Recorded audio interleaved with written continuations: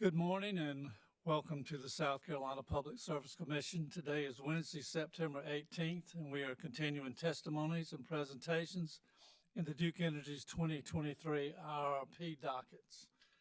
Those dockets are 2023 8E for Duke Energy Progress LLC and 2023 10E for Duke Energy Carolinas LLC's 2023 Integrated Resource Plan. First, I would note for the record that all commissioners are present in the hearing room. It also appears that all parties are present. And welcome, Mr. Burns. Glad to have you in person. First, before we continue, I can't believe it's only Wednesday morning. But I want to thank everyone for working hard and working late and keeping this hearing going, even though it's been going somewhat out of order and a little bit hectic for all of you. And I want to thank our court reporters who are working late, and especially our media staff in the back. They're here when y'all get here, and they're here when y'all leave. And they're doing an outstanding job, and please feel free to thank them on your way out. Before we begin any further testimonies, any preliminary matters we need to discuss before we go forward? Anyone? It's my understanding that the next witnesses will be SACE. Are you all ready? Or, okay, I'm sorry, Sierra Club. Thank you very much.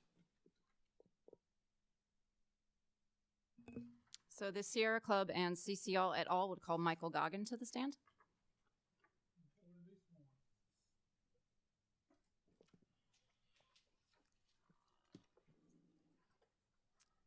If you please raise your right hand. Do you solemnly swear or affirm that the testimony you're about to give will be the truth, the whole truth, and nothing but the truth? Thank you. And if you could just hit the button on the microphone so it lights up red. There you go. Okay. And can you please state and spell your name for the record? Sure. Michael Goggin. That's MICHAELGOGGIN. And who are you employed by and in what capacity? I'm the Vice President at Grid Strategies, LLC. And did you cause to be prepared and pre-filed in this case 82 pages of testimony in both a public and a confidential version on July 1st, 2024? Yes. And did you have an opportunity to review that testimony? Yes. Did you have any revisions to your testimony? No. If I were to ask you the same questions contained in your pre-filed direct testimony, would your answers be the same? Yes. Mr. Chairman, I would move that Mr. Goggin's pre-filed direct testimony in both public and confidential versions be entered into the record as if given orally from the stand. The pre-filed direct testimony, Mr. Goggins, both public and confidential, will be entered into the record as if given orally from the stand. And did you also cause to be prepared and pre-filed in this case with your direct testimony 6 exhibits labeled MG1 through MG6 with 2 confidential exhibits, MG4 and MG5? Yes. And do you have any changes or revisions to those exhibits? No. Mr. Chairman, I would like to move into the record both the public and the confidential exhibits attached to Mr. Goggin's pre-filed direct testimony as the next hearing exhibit. The pre-filed exhibits of witness Goggins identified or marked for identification and will be placed in the record as exhibit number 13. And did you also cause to be prepared and pre-filed in this case 10 pages of surrebuttal testimony filed on August 30th, 2024? Yes. And did you have an opportunity to review that surrebuttal testimony? Yes. Do you have any changes or revisions? No. And if I were to ask you the same questions today, would your answers be the same? Yes. Mr. Chairman, I would move that Mr. Goggin's pre-filed surrebuttal testimony be moved into the record as if given orally from the stand. The pre-filed surrebuttal testimony of Mr. Goggin will be entered into the record as if given orally from the stand. And Mr. Goggin, did you prepare a combined summary of your direct and surrebuttal testimony? Yes. And can you please read it? Yes. Chair Powers. Commissioner Thomas. I'm not sure the witness was sworn in. Maybe I missed it. He was. Thank you.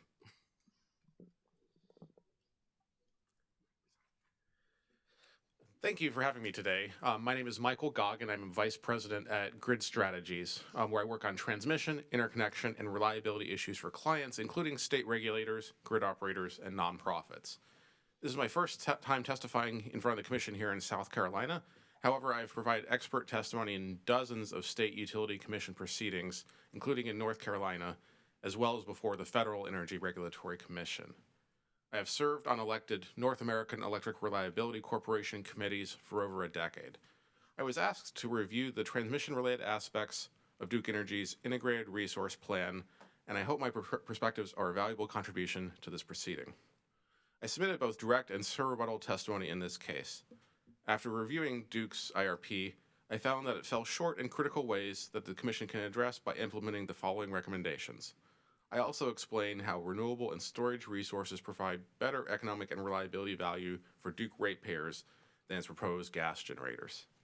First, the proposed IRP overstates the challenges associated with interconnecting new generating resources. Even under Duke's conservative assumptions, the transmission outages required to interconnect new generators would comprise a manageably small share of total transmission outages. Other grid operators are successfully interconnecting new renewable and storage resources at roughly twice the rate of Duke's claimed interconnection limits. I offer a number of solutions Duke can use to more quickly and efficiently interconnect new resources, like using more realistic interconnection study assumptions, streamlined interconnection processes like Energy Resource Interconnection Service, strategically sited batteries to reduce the need for near-term grid upgrades, and grid-enhancing technologies like dynamic line ratings, grid topology optimization, and power flow control devices that FERC now requires to be evaluated as potential transmission planning solutions. I explained why witness Robert's rebuttal testimony citing unrelated reliability events on the Texas and California power grids does not undermine my point that Duke could and should match those grid operators' solar and storage interconnection rates, which are more than twice as high as Duke's proposed limits later this decade. Second, the proposed IRP's assumed generic transmission network upgrade cost adders for wind and solar resources in DEC's footprint do not accurately reflect costs going forward for projects that successfully interconnect and do not account for the benefits of those transmission upgrades. I recommend that the assumed costs for DEC should be replaced with the lower costs assumed for DEP. Duke's higher assumed upgrade costs for DEC bias its economic resource optimization against selecting wind and solar resources. Third, I explain that the proposed Red Zone Expansion Plan 2.0 projects are highly cost-effective and provide large reliability benefits. However, there is an urgent need for further transmission expansion, including higher voltage transmission, greenfield projects, and expanded transmission ties to neighbors. Those types of projects can be most efficiently planned with proactive multi-value transmission planning, which will lead to lower overall costs for Duke's customers compared to reactive transmission investment driven by the interconnection queue. Transmission planning must be synchronized with generation planning for it to truly be an integrated resource plan that will reliably serve customers at low cost. The Carolinas Transmission Planning Collaborative's new multi-value strategic transmission planning category appears to be a strong first step in this direction. However, the methods can be improved by requiring evaluation of longer-term solutions like greenfield and high-voltage expansion, as well as nearer-term solutions like grid-enhancing technologies and strategically sited batteries, instead of Duke's sole focus in recent studies on rebuilding and reconductoring on existing transmission paths. The Commission must also direct Duke to use the multi-value strategic transmission process to plan and build the needed transmission, instead of relying on the old planning categories that inefficiently separate planning to meet reliability, public policy, and economic needs. Fourth, in the Carolina Transmission Planning Collaborative's multi-value strategic transmission, proactive multi-value transmission planning analysis, the Commission should require Duke to plan and build stronger transmission ties with neighboring balance authorities, as well as between DEC and DEP, which Duke expects to have merged by January 2027. Expanding these ties is essential for increasing reliability and resilience while reducing Duke's needed planning reserve margin and cost effectively meeting its future needs. In response to witness Benson's rebuttal testimony, I explained that transmission ties to neighboring grid operators provide value during extreme weather because they tap into geographic diversity in electricity supply and demand, which reduces the impact of localized spikes in electricity demand and correlated failures of gas generators. The Commission should require Duke to bring net beneficial tie expansion projects to the Commission for approval and negotiate cost allocation with neighboring utilities to reflect the benefits they also receive from these upgrades. The Commission should also direct Duke to propose and advocate for the Southeastern Regional Transmission Planning, or CERTEP, process to conduct synchronized proactive multi-value transmission planning using reasonable assumptions that accurately reflect the value of transmission. The Commission should also advocate for CERTEP and its participating states and utilities to adopt a workable cost allocation mechanism for the transmission projects identified in those planning studies. FERC Order 1920 provides a foundation for implementing these region-wide planning and cost allocation reforms, which are essential for ensuring South Carolina ratepayers have affordable and reliable electric service. Fifth, and finally, I compare the reliability and economic value of renewable and storage resources relative to Duke's proposed gas generators. First, I note the reliability risks from correlated gas generator outages, like those experienced during Winter Storm Elliott and other recent cold snaps.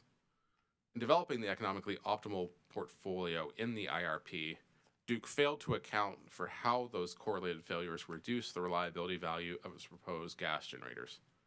Second, I explain how flexible battery resources are far more valuable than gas generators for managing power system variability. Finally, I note how increasing Duke's dependence on gas generation expands its exposure to fuel price risk and the risk of future environmental regulations. Thank you again for your time, and I am happy to answer any questions. Mr. Chairman, the witness is now available for cross and for questions from the Commission. Thank you very much. Duke? No cross, Mr. Chair. Thank you. All right. Carolina's Clean Energy Business Association. Chair Powers, no questions, but thank you. Walmart. No questions, thank you. Office of Regulatory Staff. No questions. Commissioner questions.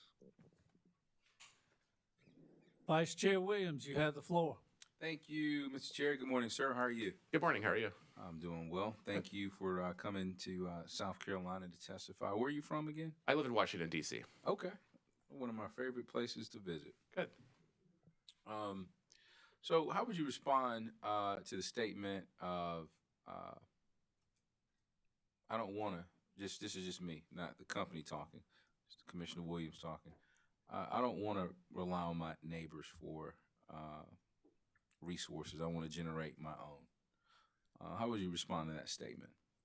So we're not talking about relying on our neighbors when we're talking about expanding transmission ties. What it really is tapping into this diversity benefit. And this is really based in kind of foundational statistical principles that, you know, Duke's utility peak demand does not occur at exactly the same time as at least one of its neighbors. And so there's a large savings that we can realize there because they have a timing mismatch. And this is why we have large power systems to begin with, is to kind of tap, going back to the days of Westinghouse. Westinghouse actually beat out Edison because he was able to build larger power systems that tapped into this diversity in the supply and demand of electricity. And that gives you valuable reliability and resilience because there's always going to be available generation somewhere if you have a strong enough grid to move that power from where there's a surplus to where there's a deficit.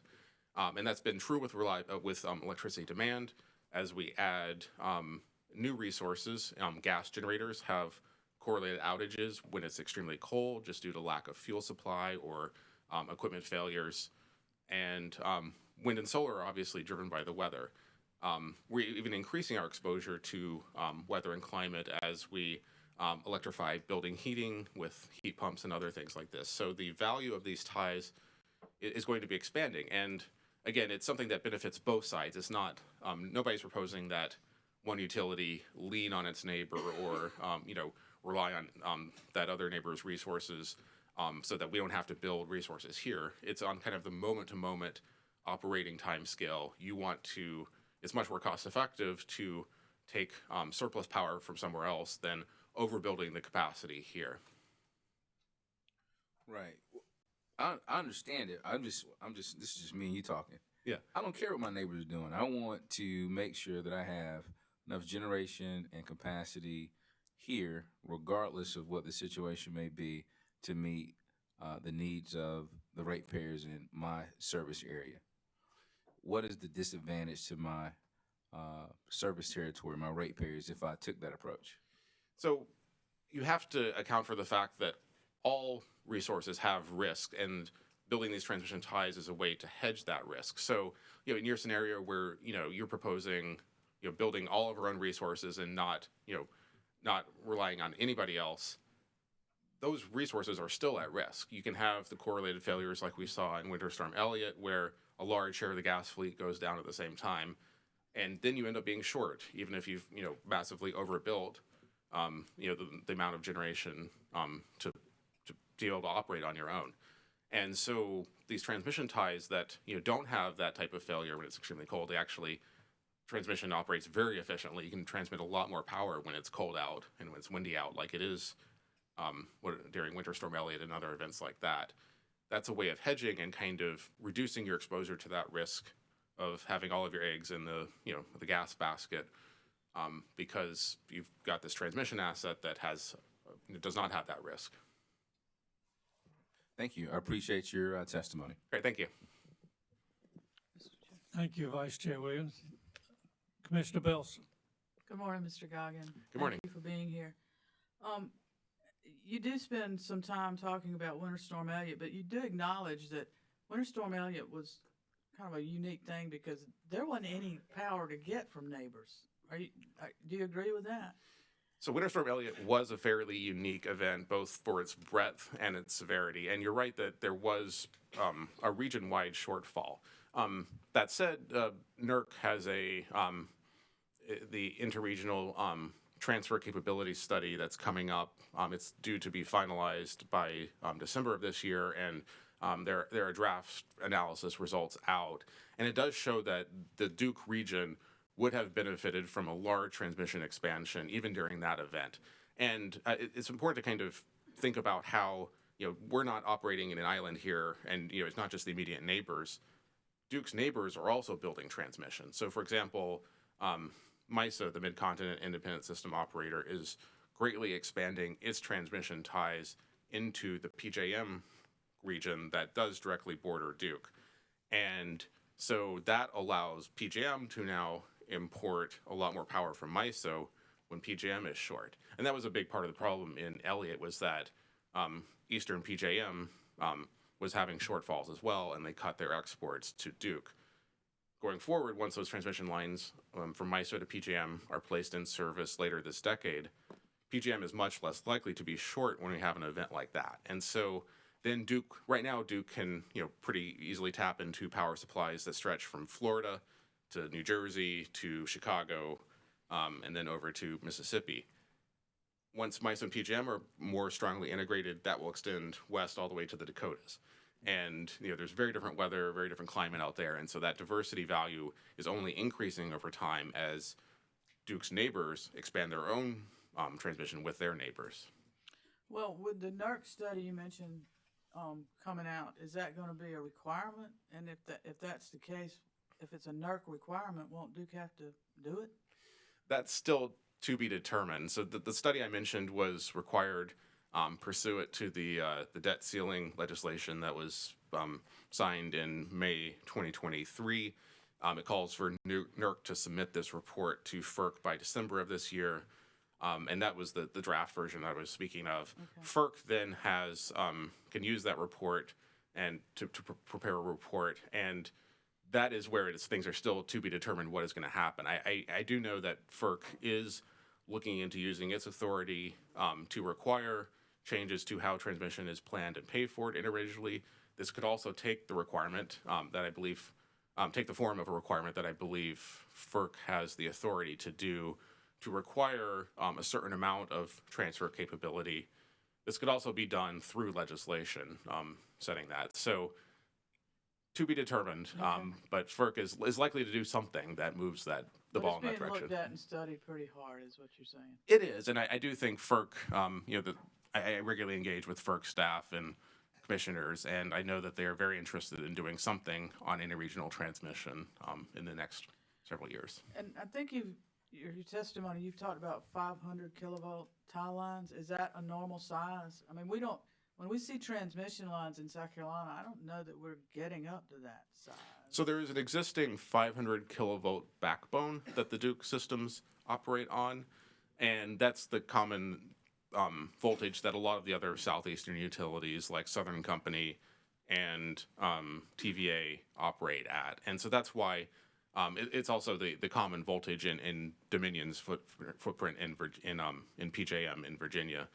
And so that because all the transmission, the high voltage transmission in Duke and its neighbors is at that voltage, I focused on that because these higher voltages give you a lot more transfer capability, and they're a lot more cost effective just due to the economies of scale in transmission than the lower voltage. And not to say anything bad about lower voltage, a lot of times that's what you need for these local upgrades. But if you're talking about building the large regional grid, you want to do that at high voltage so that it's cost effective. It can move a lot of power cost effectively. Well, I'm just going by the siting cases that we've seen, and I don't think we've had a 500 kilovolt. Now, if there was a requirement for a tie line from North Carolina into South Carolina, that wouldn't be something. That'd be a FERC-sited line, would it not?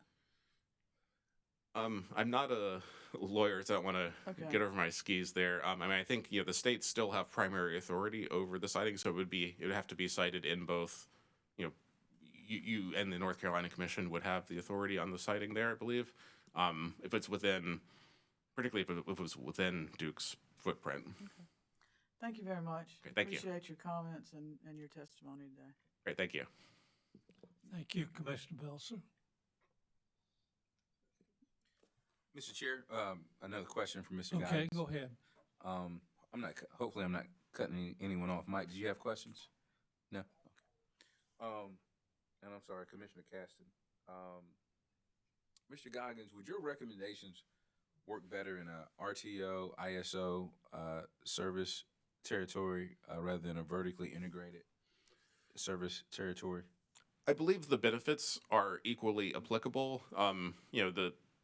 The benefits of transmission that I'm talking about are due to fundamental physical and economic principles of the power system that are true regardless of the market structure. I do think regional transmission organizations provide mechanisms that are effective for planning and paying for transmission, and they overcome some of these policy challenges in getting transmission built and efficiently conducting planning and operations. But these benefits can be realized in the current vertically integrated structure. There are vertically integrated utilities that are, and I cite the example of Nevada, for example, that are proactively planning and cost allocating transmission.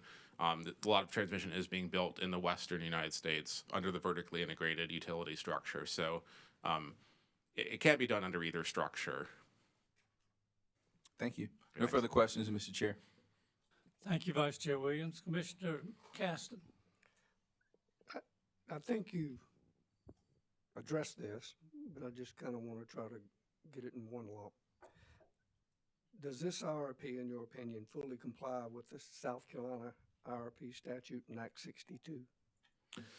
So I believe, and again, I'm not a lawyer. I believe there are areas that can be improved related to, increasing the benefits and reducing the risk exposure that Duke ratepayers have on both economic and reliability fronts. I defer to the commission on whether you think it's adequate or not. I think there are real improvements that could be made. I'll leave it there. Thank you.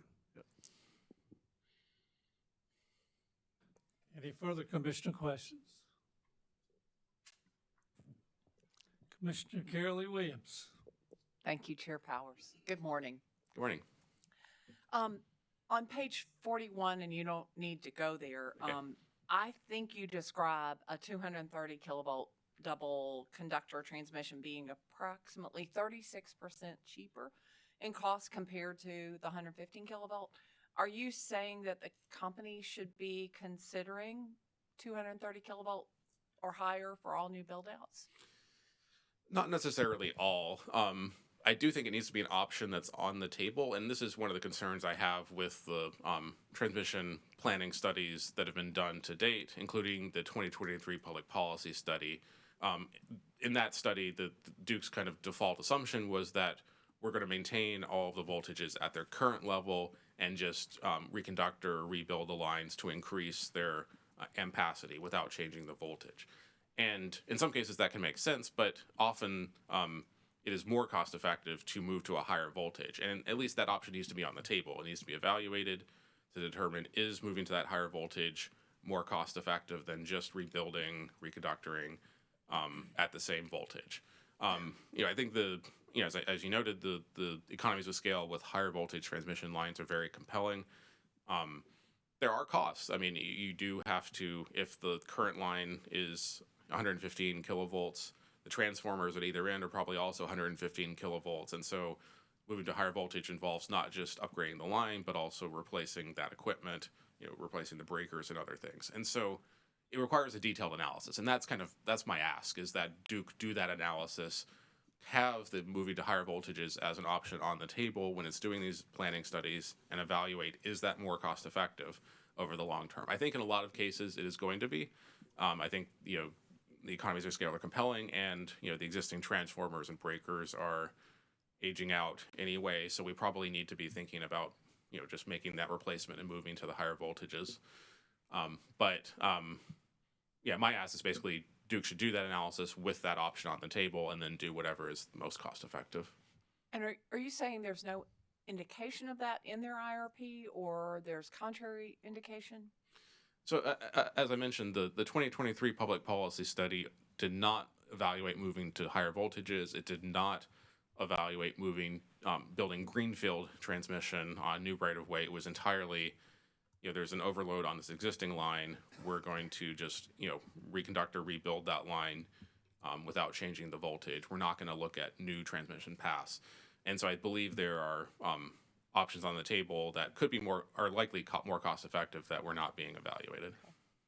Would the higher voltage lines be beneficial for distributed energy?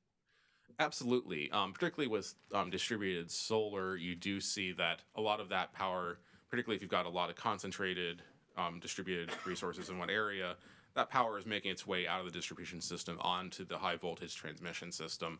And so you need that transmission upgrades to accommodate that, both the flow out of that power when it's producing, and then the flow in at night when you need something else to provide that. So we do see that, in small increments, I think distributed resources can reduce the need for transmission, but you quickly kind of tap that out, and then you do need transmission to accommodate them as well.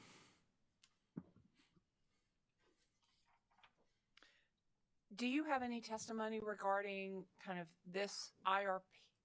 If the company were to take your recommendations, whether this IRP would be the most reasonable and the most prudent?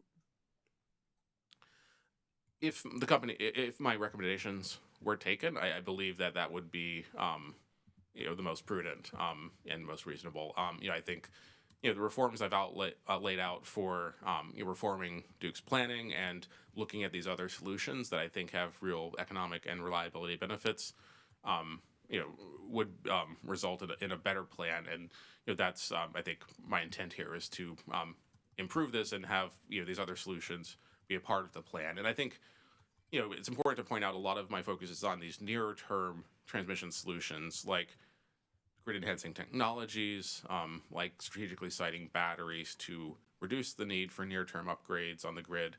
I think there's a lot of value there because it does take time to build new transmission, and we need to be doing something in the interim over the next 5 years while we build that transmission. And these solutions can be implemented in many cases in a matter of months, and so they need to be part of the planning portfolio, doing something in the interim while we're building the longer-term solution. And that I think has a large number of benefits because it can increase the interconnection of new resources, new highly cost-effective resources like solar and batteries in the next several years as we build out the transmission. Would South Carolina benefit from a transmission or distribution integrated resource plan? I think it would benefit to incorporate in a more comprehensive way transmission and generation planning. And to some extent, there's still ongoing negotiations. There's a call later today about what's going on with the multi-value strategic transmission process and the scope of that study. It would be beneficial to have better integration between the generation planning and the transmission planning. The current feedback we're getting from Duke is that they're not using the multi-value strategic transmission planning process to evaluate different generation portfolios. They're kind of taking the portfolios and the production cost modeling that came out of the IRP and just putting that in wholesale with no changes into the MVST process. And I think we need more of an iterative feedback process where we can test out different generation solutions, run production cost modeling, which is basically how you assess the economic value of a transmission solution in the MVST process, and then have that feedback into the IRP process. And so, yeah, I think there's still some disconnect, and there's not the fully iterative integrated planning yet. And yeah, I think we could get there with MVST. I think it is a step in the right direction, and it has, it's using the right terminology for proactive multi-value planning. But I think greater attention to make sure that Duke is living up to those words in the MVST process would be helpful. And is this a logical kind of next iteration in the evolution of IRPs and how they're able to be more comprehensively evaluated and then implemented? Absolutely. I work across the country, and I'm seeing many utilities moving to more strongly incorporate transmission into the IRPs. Some of the utilities in the Southwest, like Salt River Project, have changed their terminology and now call it integrated system plan, and they're doing distribution, transmission, and generation planning all in the same process. The Excel utilities are doing that. I can give you many more examples. PacifiCorp and their companies across the Western U.S. are also doing that. And so, yes, particularly among these vertically integrated utilities, the move is to much more strongly incorporate transmission planning into the IRP, because there's a number of feedbacks between the transmission and the generation. And if you aren't looking at the transmission side of the equation and doing iteration around that, you're likely missing lower cost solutions, more reliable solutions. Yeah, a few examples. I mean, the timeline and the cost of building transmission affects the cost and timeline of generation. And so you can't find your lowest cost generation portfolio if you're not thinking about the need for the transmission. You can also, the value of transmission ties as both providing energy and capacity, basically increasing ties to neighbors gives you energy and capacity resources that may be more cost effective than some of the generation that you're planning in the IRP. And so you need to be looking at transmission to see those opportunities where there might be a lower cost solution. This is a lot of learning for me. Would you give us a snapshot of the MVST process? Sure. So this came out of a filing that Duke put into the Federal Energy Regulatory Commission and was approved in March of this year. And proactive multi-value transmission planning is the gold standard. It's what I recommend when I go to anywhere around the country. And it's based on the success we've seen in MISO and other regions in proactively building the transmission. And as I was mentioning in the last answer, the intent is really, as I see it, to find the sweet spot, find the right amount of generation and transmission and the right generation and transmission, so that if you underinvest in transmission, you're likely spending too much on generation. You're over on this side of the curve. If you overinvest in transmission, you're over here on this side of the curve. You want to be somewhere in the middle where you get the sweet spot, the lowest cost for ratepayers, the right amount of transmission. And you need proactive planning to do that. You need to be looking out 10 years at least. FERC is now requiring regional planning to move to 20 years. Looking at the load growth over that time, looking at the changes in the generation mix that are happening due to economics, just the retirement of your aging out resources, and plan the transmission for that future portfolio. And it's really important that be proactive because it captures those economies of scales. If you're only looking at what I need 5 years down the road, you're likely missing value from bigger upgrades that you're going to need in 10 years or 15 years or 20 years down the road. And so, this is kind of, I think, so we were supportive of the move to the MVST. As I mentioned, I think there's still, the scope is still being negotiated over, how iterative it is between the generation planning and the transmission planning, we want to see more assessment of different generation portfolios in the MVST process. Most importantly, we want to use production cost modeling in the MVST to both test transmission solutions and then demonstrate the benefits of those. And this requires, it's going to get a little technical here, but nodal production cost modeling in particular. And this is what? Modal? Nodal. Nodal. Nodal, as opposed to zonal. And so in the IRP and other things, utilities typically use a zonal production cost model, which does not include a detailed representation of the transmission system. And that's okay because you don't know exactly where the solar is going to be, 10 years, 20 years from now. And so it's about right. When you're doing transmission planning, you really need to be looking nodally at the transmission system to identify the resources that are coming in, what constraints are going to, what overloads are going to be caused on the transmission system, and identify and then test the solutions to that. And nodal production cost modeling is the tool that grid operators like MISO and others use to do that, to test where are the overloads and identify the solutions and say, okay, this solution A can save us $10 million in production cost savings. This one, B, costs a little more, but it saves us $50 million. We should do B.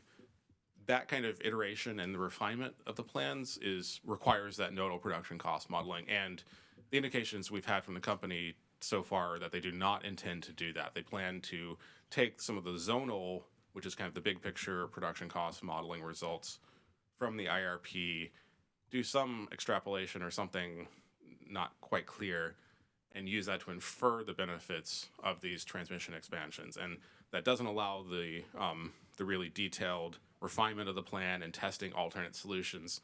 And so I think it's going to be a challenge to do optimal transmission planning without nodal production cost modeling. I predict I'll go back and listen to that line again. Yeah, it gets complicated. Yeah.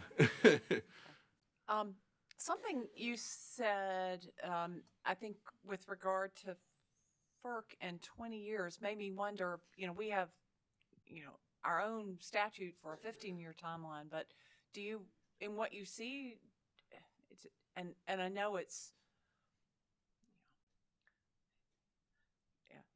challenging to add more time frame, but because of the way that energy is changing, is there any look towards a gold standard for IRPs becoming a 20-year time frame versus a 15-year?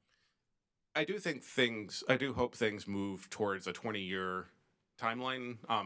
For one, I think that's the right timeline to be evaluating transmission. It takes 10 years to build high voltage transmission, and so if you're only planning for 10 years, you're not seeing the benefits of that transmission. So I think 20 years is a good minimum. That's what FERC now requires because of that. And I think because the other key piece of what we need is the iteration to build between the generation and the transmission planning to build the integrated plan. It makes sense to be doing generation planning at that 20-year timeline as well, so you can have that synergy and iteration between the two processes. And so I do think there's a lot of compelling reasons to move to a 20-year timeline. And obviously, there's uncertainty. Nobody can predict what's going to happen in 20 years. And that's why the other key piece is that there should be scenarios. And this is done in IRPs, and Duke has done it here, where you have generation scenarios because you don't know what load growth or fuel prices are going to be. But you want to be planning the transmission accounting for those uncertainties, because we do need to make decisions about transmission that we want in 10 years. We don't know what the fuel prices are going to be or the load growth. And so you want to identify transmission that is no regrets, that is resilient across those uncertainties, that gives you value, regardless of what happens with load growth, regardless of what happens with gas prices. And so that scenario-based proactive planning is really the gold standard. And I do think, moving to a 20-year horizon would allow better integration between the transmission and generation planning. Mr. Coggin, thank you very much. Great, thank you. Any further commissioner questions? Ms. Chaffee, do you have any redirect? No redirect, thank you. Thank you very much. I would ask that Mr. Goggin be excused from the hearing. Mr. Coggins, you all Great, thank you. can stand down. Is Mr. Turk available? Is that our next one? All right. Yes, Chair Powers.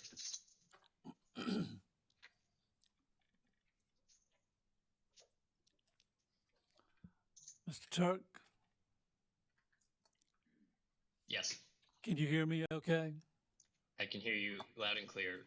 Are Thank you able to hear me? Yes, sir. Would you please raise your right hand to be sworn? Do you solemnly affirm or swear the testimony you're about to give will be the truth, the whole truth, and nothing but the truth? Yes. Thank you. Your witness. Thank you, Chair Powers. CCL et al. And Sierra Club call Graham Turk to the stand.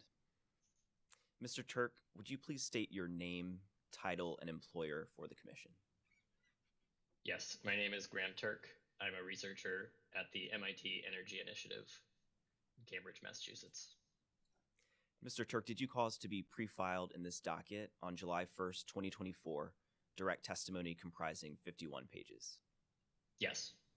Do you have any changes or corrections to your pre-filed direct testimony at this time? No. If the questions put to you in your direct testimony were asked at the hearing today, would your answers be the same? Yes. Mr. Turk, did you also attach to your direct testimony 2 exhibits, your resume, identified as Exhibit GT1, comprising 1 page, and a cost-benefit analysis of Green Mountain Power's Bring Your Own Device tariff, identified as Exhibit G2, also comprising 1 page? Yes. And were each of those exhibits to your direct testimony prepared by you or under your direction? Yes. Chair Powers, I would now move to have Mr. Turk's pre-filed direct testimony entered into the record as if given orally from the stand. The pre-filed direct testimony of Mr. Turk will be entered into the record as if given orally from the stand. And I would also move to have Mr. Turk's exhibits GT1 and GT2 entered into the record as the next composite hearing exhibit. The pre-filed exhibits of witness Turk, known as G1 and G2, will mark for identification and will be placed in the record as exhibit number 14. Thank you. Mr. Turk, did you also cause to be pre-filed in this docket on August 30th, 2024, surrebuttal testimony comprising 10 pages? Yes. And at this time, do you have any changes or corrections to your pre-filed surrebuttal testimony? No. If the questions put to you in your surrebuttal testimony were asked at the hearing today, would your answers be the same? Yes. Chair Powers, I would now move to have Mr. Turk's pre-filed surrebuttal testimony entered into the record as if given orally from the stand. The pre-filed surrebuttal testimony, Mr. Turk, will be entered into the record as if given orally from the stand. Mr. Turk, do you have a prepared summary of your testimony? Yes, I do. And would you please read that for the commission? Sure. Good morning, Chair Powers and members of the commission. My name is Graham Turk, and as stated earlier, I'm a researcher at the MIT Energy Initiative, where I study the grid impacts of distributed energy resources, including behind-the-meter storage. I have 7 years of experience in the electricity sector, including 4 years at Green Mountain Power, an electric utility in Vermont, where, among other things, I designed and administered customer programs in battery storage, electric vehicles, and demand flexibility. My testimony focuses on the potential for dispatchable customer-sited battery storage to help Duke meet its projected capacity need quickly and cost-effectively. While the company's plans to shrink the challenge through energy efficiency, rate design, and demand-side management are commendable, they omit a key resource, aggregated behind the meter battery storage. I recommend that the companies include in their near-term action plan a commitment to evaluate and develop a new residential and small commercial bring your own or BYO battery program. Under a BYO battery program, participating customers would receive compensation for allowing Duke to remotely discharge their battery storage systems to reduce peak demand and support system reliability. In the aggregate, these battery resources would serve as a virtual power plant, or VPP, which is an aggregation of distributed energy resources, such as customer-sited battery storage, that function as a coordinated network to balance energy supply and demand, delivering reliable grid services akin to a conventional power plant.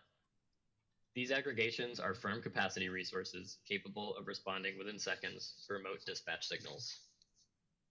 In my testimony, I offer a concrete example of a potential BYO battery tariff in South Carolina based on my direct experience launching and administering a similar program in Vermont and knowledge of programs in other states.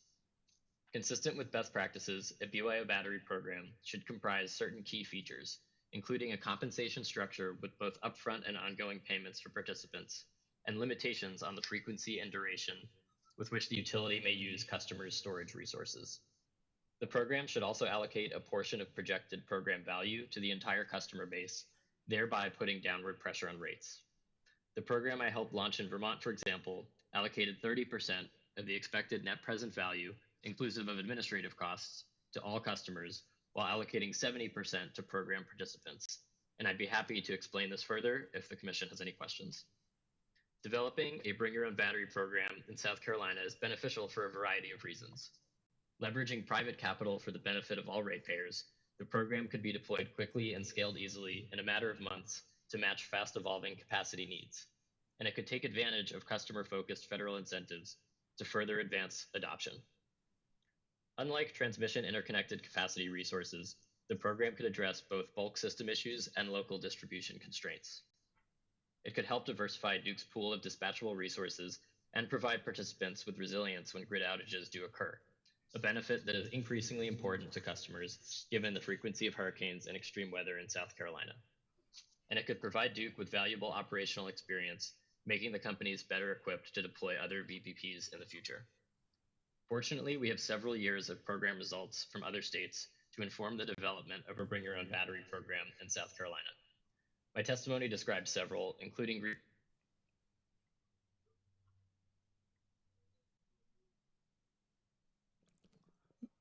Mr. Turk, you have disappeared on us and we're frozen.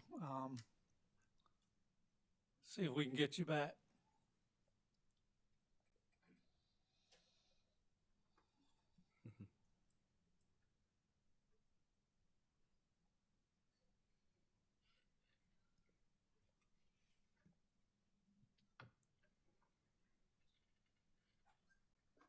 Hello, I apologize about that. I had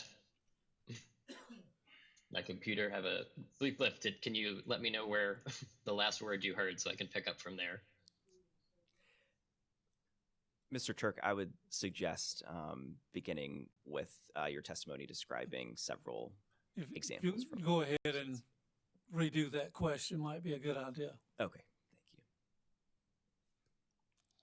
Sure, I'll pick up from there and let me know if this is too far back. I'm repeating something you've already heard. So fortunately, we have several years of program results from other states to inform the development of a Bring Your Own Battery program in South Carolina. My testimony describes several, including Green Mountain Power's Bring Your Own Device program in Vermont, Rocky Mountain Power's Watt Smart program in Utah, Massachusetts Connected Solutions program, and Hawaiian Electric Company's Bring Your Own Device tariff, along with similar programs in Arizona, California, Colorado, New Hampshire, and Oregon. Most relevant, however, is Duke's own program in North Carolina. As I explained in my testimony, Duke recently launched PowerPair, a behind-the-meter solar plus storage pilot program that provides participants with an upfront payment for solar and battery resources and enrolls customers in one of two cohorts. Cohort A participants take part in a time-of-use retail rate and have full control over their battery resources, while Cohort B participants are enrolled in a VPP and receive ongoing performance-based compensation for allowing Duke to have direct control over their battery resources during peak events up to 27 times per year. Despite an extremely successful launch of that program, with over 1,300 enrollees in under 3 months, representing approximately 6.5 megawatts of firm aggregated capacity. A similar program is absent from Duke's proposed IRP in South Carolina.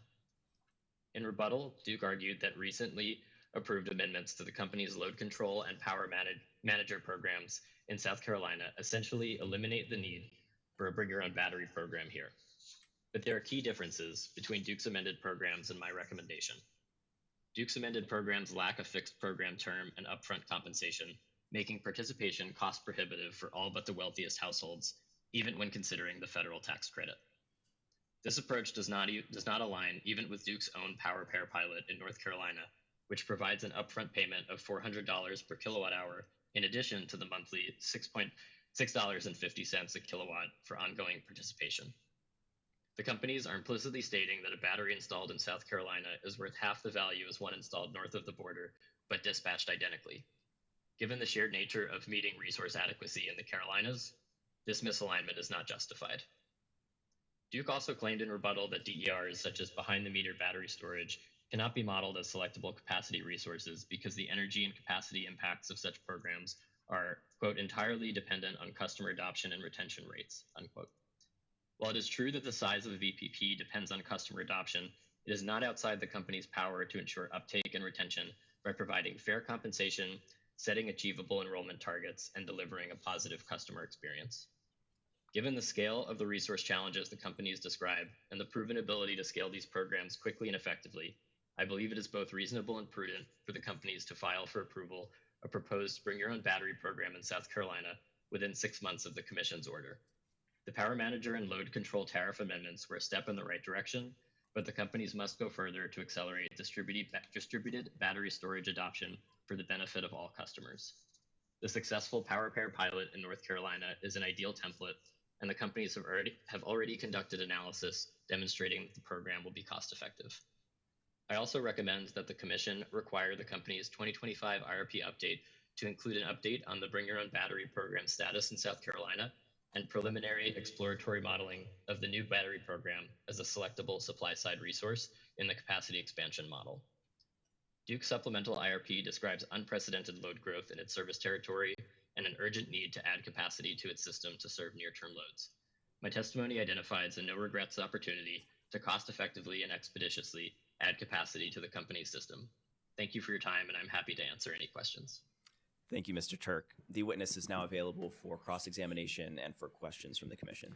Thank you, Mr. Gooden, and thank you, Mr. Turk. Duke, any questions? We have no cross, Mr. Chair. Sierra Club. No, we jointly sponsored his testimony, so no questions. Thank you. Carolina's Clean Energy Business Association. Chair Powers, no questions by SECIVA, but thank you. Walmart. No questions, thank you. Office of Regulatory Staff. No questions. Thank you very much. Commissioner questions? Commissioner Carol Lee Williams. Thank you, Chair Powers. Good morning, Mr. Turk. Good morning. How describe the size and the impact of a battery on a home? Just more, not thinking about the power as much as the space. Sure. So a standard residential battery, thinking about a 5 kilowatt, 13 kilowatt hour system, you can imagine it's about 2 feet high by maybe 7 inches deep and maybe a foot and a half wide. So these are kind of if you think of like a standard wall hanging, they can be mounted to a wall or sit on the floor. They're recommended to be installed indoors in climate controlled environments so that it's not exposed to extreme weather, but a very small footprint in a home. And most of the systems that were installed in the program that I helped administer in Vermont were either put in a basement, in a closet, somewhere near the utility cabinet. So not taking up any otherwise usable space in the house. Do you happen to know, how many residential or commercial customers in the United States are using batteries in their facilities? I guess I'm thinking your testimony really is about the residential component, correct? That's right. So I'll just leave it at kind of give me a sense of where we are in the uptake and installation of batteries in homes.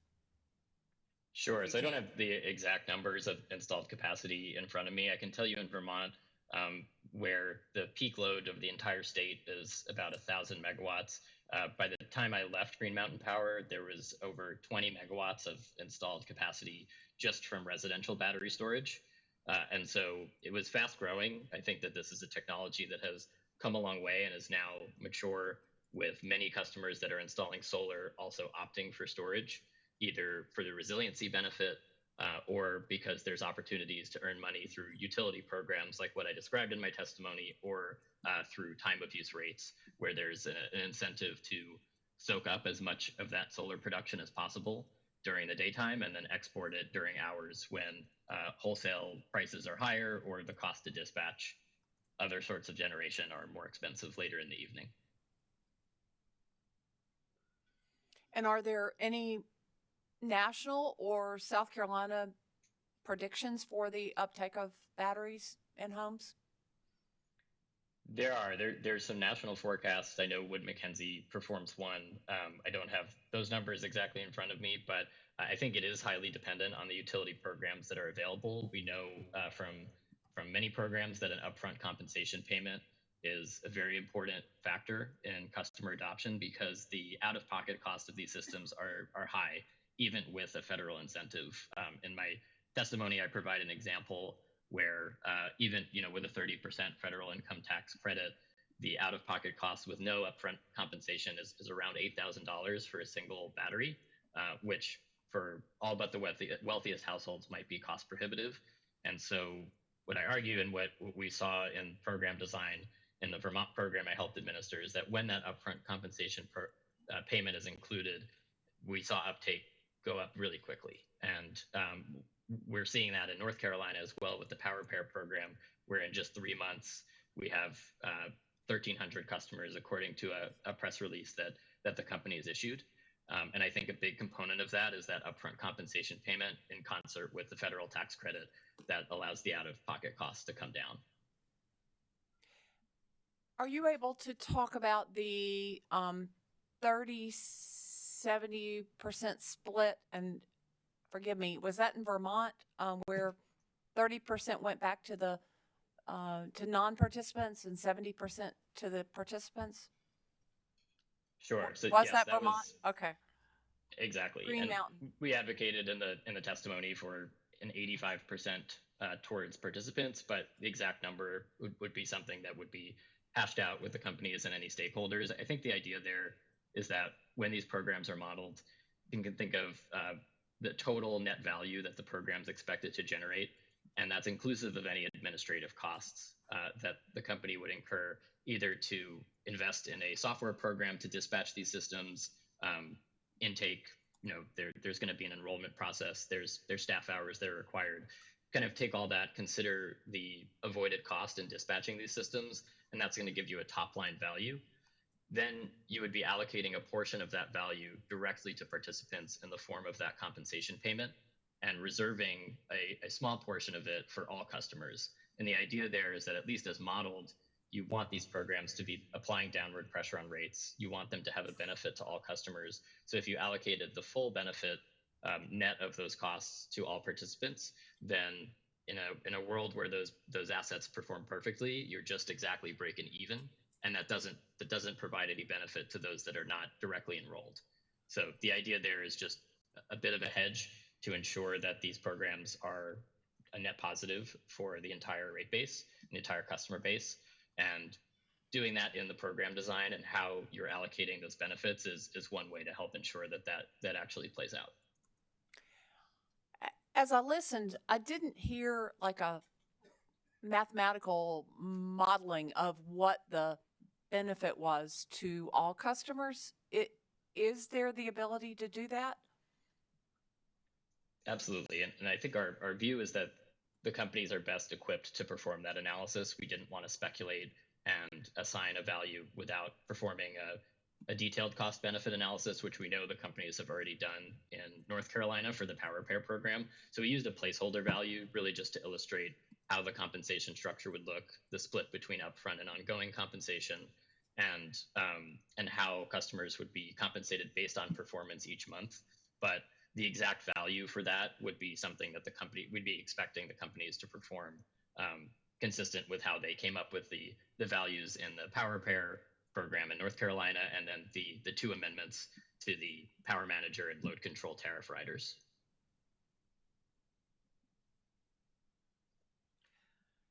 Thank you. And it seems to me that we are, that battery storage is a new territory. Do you see it would you talk about the world of energy efficiency, demand side management, and virtual power plants, and kind of paint a picture of where battery storage is in that world? Sure. So I think that it fits within, it is not an either or decision where we would say go all in on battery storage at the detriment of things like managed EV charging or efficiency or smart thermostats. It's an all of the above approach. I think batteries are unique in that they are a truly dispatchable set and forget type of a resource where customers, unlike traditional demand response, where customers might be required to take an action in response to a signal, with battery storage, the utility could dispatch these resources instantly. We had in Vermont, for example, a portion of the batteries under our program were participating in the frequency regulation market, where signals are sent every 4 seconds by the regional transmission operator. And so these are truly instantly dispatchable resources. They can do more, I think, than even in what we're advocating for in this program. We're really focused on peak demand reduction and them acting as a peaking resource as a VPP. There are other benefits, for example, avoiding distribution system investments by helping to absorb excess solar during the day, frequency regulation, as I mentioned. And so I think that you hear a lot about value stacking as a buzzword with batteries, but it does hit on the breadth of resources and the breadth of services that they can provide, whereas a simpler resource or something like a smart thermostat, that's really going to be focused on reducing the coincident peak demand of an air conditioning system or of a heat pump, and not addressing other system needs, which batteries are well equipped to do. So are batteries a part of demand side management? Are they part of energy efficiency? Sure. So I think it's a lot of it gets down to terminology questions, and you'll see them referred to in many different buckets. From my perspective, they're a firm capacity resource because they are dispatched like a traditional generation resource by a utility. I think that there's no correlation between how customers are using electricity and what their batteries are doing. And so when they're dispatched in concert in a VPP, the fact that they are in a customer's home and reducing the customer's net demand is not relevant for the value they're providing. They're reducing the amount of generation that's needed to be provided on the bulk system. And whether that happens to be distributed among thousands of homes or aggregated in a single point doesn't really have an important impact on the net demand. I think what it does have an important impact for is, one, batteries in homes provide resilience, unlike traditional bulk system resources. If the grid goes down, a customer can island itself and stay up and running for a period of days. And then I think additionally addressing some of the distribution impacts is something that it's uniquely well suited for. If there are local peaks in demand because of electric vehicle charging or heat pump operation, a cohort of batteries could be singled out of a wider aggregation to help address that impact, where a transmission connected resource will obviously not have the ability to do that for distribution related constraints. Are other states modeling virtual power plants as a resource in their IRPs? Do you know? I have not seen it yet in an IRP proceeding. I think what we have seen is commissions ordering utilities to develop VPP style programs. We saw that in Colorado with Excel.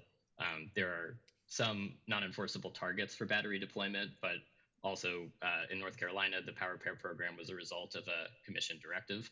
And then in other states like Hawaii, it was also a commission order that led to the development of that program. So I think there's a growing awareness that these are resources that are extremely valuable for meeting resource adequacy. I think it would be a newer process to see them incorporated into capacity expansion modeling, but we're advocating for that because we know that they are capable to be modeled and in many ways can act as a single resource, much like a utility scale battery, but with the additional benefit of being able to meet some of those lower level constraints, which would of course not necessarily be part of a capacity expansion model, but distribution system modeling. Are most utilities using third-party administrators to administer virtual power plants? Or can utilities manage those effectively? It's a bit of a mix. I think no utility has developed its own software to do this, but I would place it in two different categories. One is where a utility handles the enrollment process directly and works with a third party for the dispatch of those systems. That was the model we used in Vermont, where customers were signing up directly through Green Mountain Power, but the system that we used to dispatch them was a third-party distributed energy resource software. I'd say that is what we're advocating for here and what we have seen put forward in some other states. There's also a model where a utility will contract directly with an aggregator, which is a third party that will then go out and procure the resources, and the utility is only interfacing directly with the aggregator. That's a program, something like that exists in California with PG&E and Sunrun, and it's a model that can be successful and often reduce the time to spin up a program.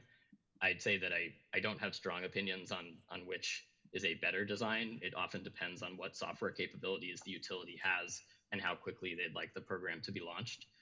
But in general, what we did in Vermont was more of the former, where the utility is the direct point of contact with the customer. They're issuing the signals directly to systems dispatched through a third-party software, and they hold the relationship with the customer. And it's what we advocated for in this testimony, but the aggregator model is also something that we could see play out. Mr. Turk, thanks for enlightening me. I appreciate it. Of course. Thank you, Commissioner. Thank you, Commissioner Williams. Commissioner Caston. Thank you, and good morning, Mr. Turk. Good morning, Commissioner.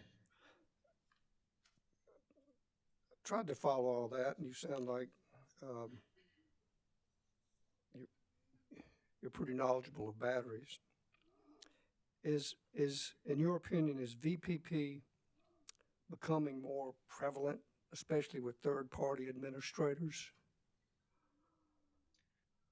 It is. I've seen, VPP is a broad term that encompasses not only battery aggregations, but also devices like smart thermostats, like managed EV chargers. And we have seen third-party administration, especially for interfacing with wholesale markets. After the FERC 2222 order for RTOs, there have been aggregator companies that are popping up and enrolling customers who have these smart devices in order to provide aggregate capacity when there's not programs offered directly by the utility. But I think we are also seeing utilities jump directly into the space by standing up programs like the ones I described. And I think Power Pair in North Carolina is a perfect example of a utility managed VPP, where they're handling customer enrollment directly and dispatching the systems directly for the purpose of resource adequacy.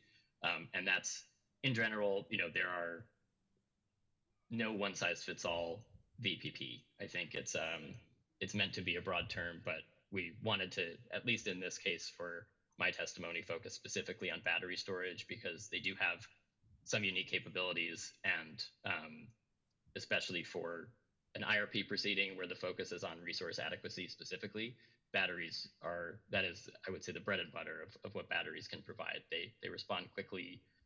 It doesn't require customer intervention, and signals can be sent instantly so that they can be tapped in for an unexpected event in addition to a planned or known capacity shortage period. Thank you. That was very informative.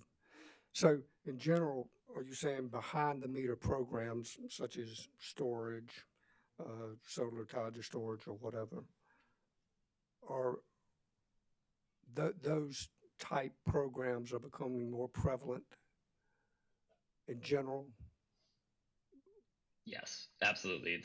All of the programs I mentioned in testimony are behind the meter battery resources, where those systems are receiving a signal remotely to be dispatched. Some of them are solar connected, but it often is not a requirement for these programs because when focused on peak demand reduction, the battery system is really what is providing that service. Are those type programs, to the best of your knowledge, say in the states in particular that Duke serves, are they more prevalent in some than others? The types of program, a VPP style program. Yes. I'm sorry, if you just don't mind rephrasing, just want to make sure I understood correctly. The type programs you've described, you know, whether it's Yes. all the behind the meter type programs, battery storage, VPP, whatever you want to call it, whatever terminology, are they in Duke's service area in other states that they serve? Are any more? Do any states have more than another? Is there a reason? Are there any benefit cost numbers? I mean, do you have any information like that? Sure. I think in Duke's service territory, the North Carolina example is probably the best that I can point to, just because it, in many ways, is a template for what I think could exist in South Carolina, modified, of course, for any specific differences, but it has a lot of the elements that we advocated for it. And I think the companies did a really good job setting that up to ensure that consumers were protected, that dispatch signals are sent with an advance notice, and that customers have the ability to opt out. But if they are not able to perform according to the parameters, they would receive a lower compensation payment. And outside of North Carolina, I'm not aware of any similar VPP programs that Duke has stood up specific to batteries in other states, but many of its demand side management programs that deal with heating strips, with smart air condition control equipment, with smart thermostats fall under that broad VPP umbrella. And I think it gives indicates that they might already have some of the software that's required to stand up a program like what we're advocating for, because often you're able to reuse existing integrations that you've built out in other places. Okay, you mentioned North Carolina.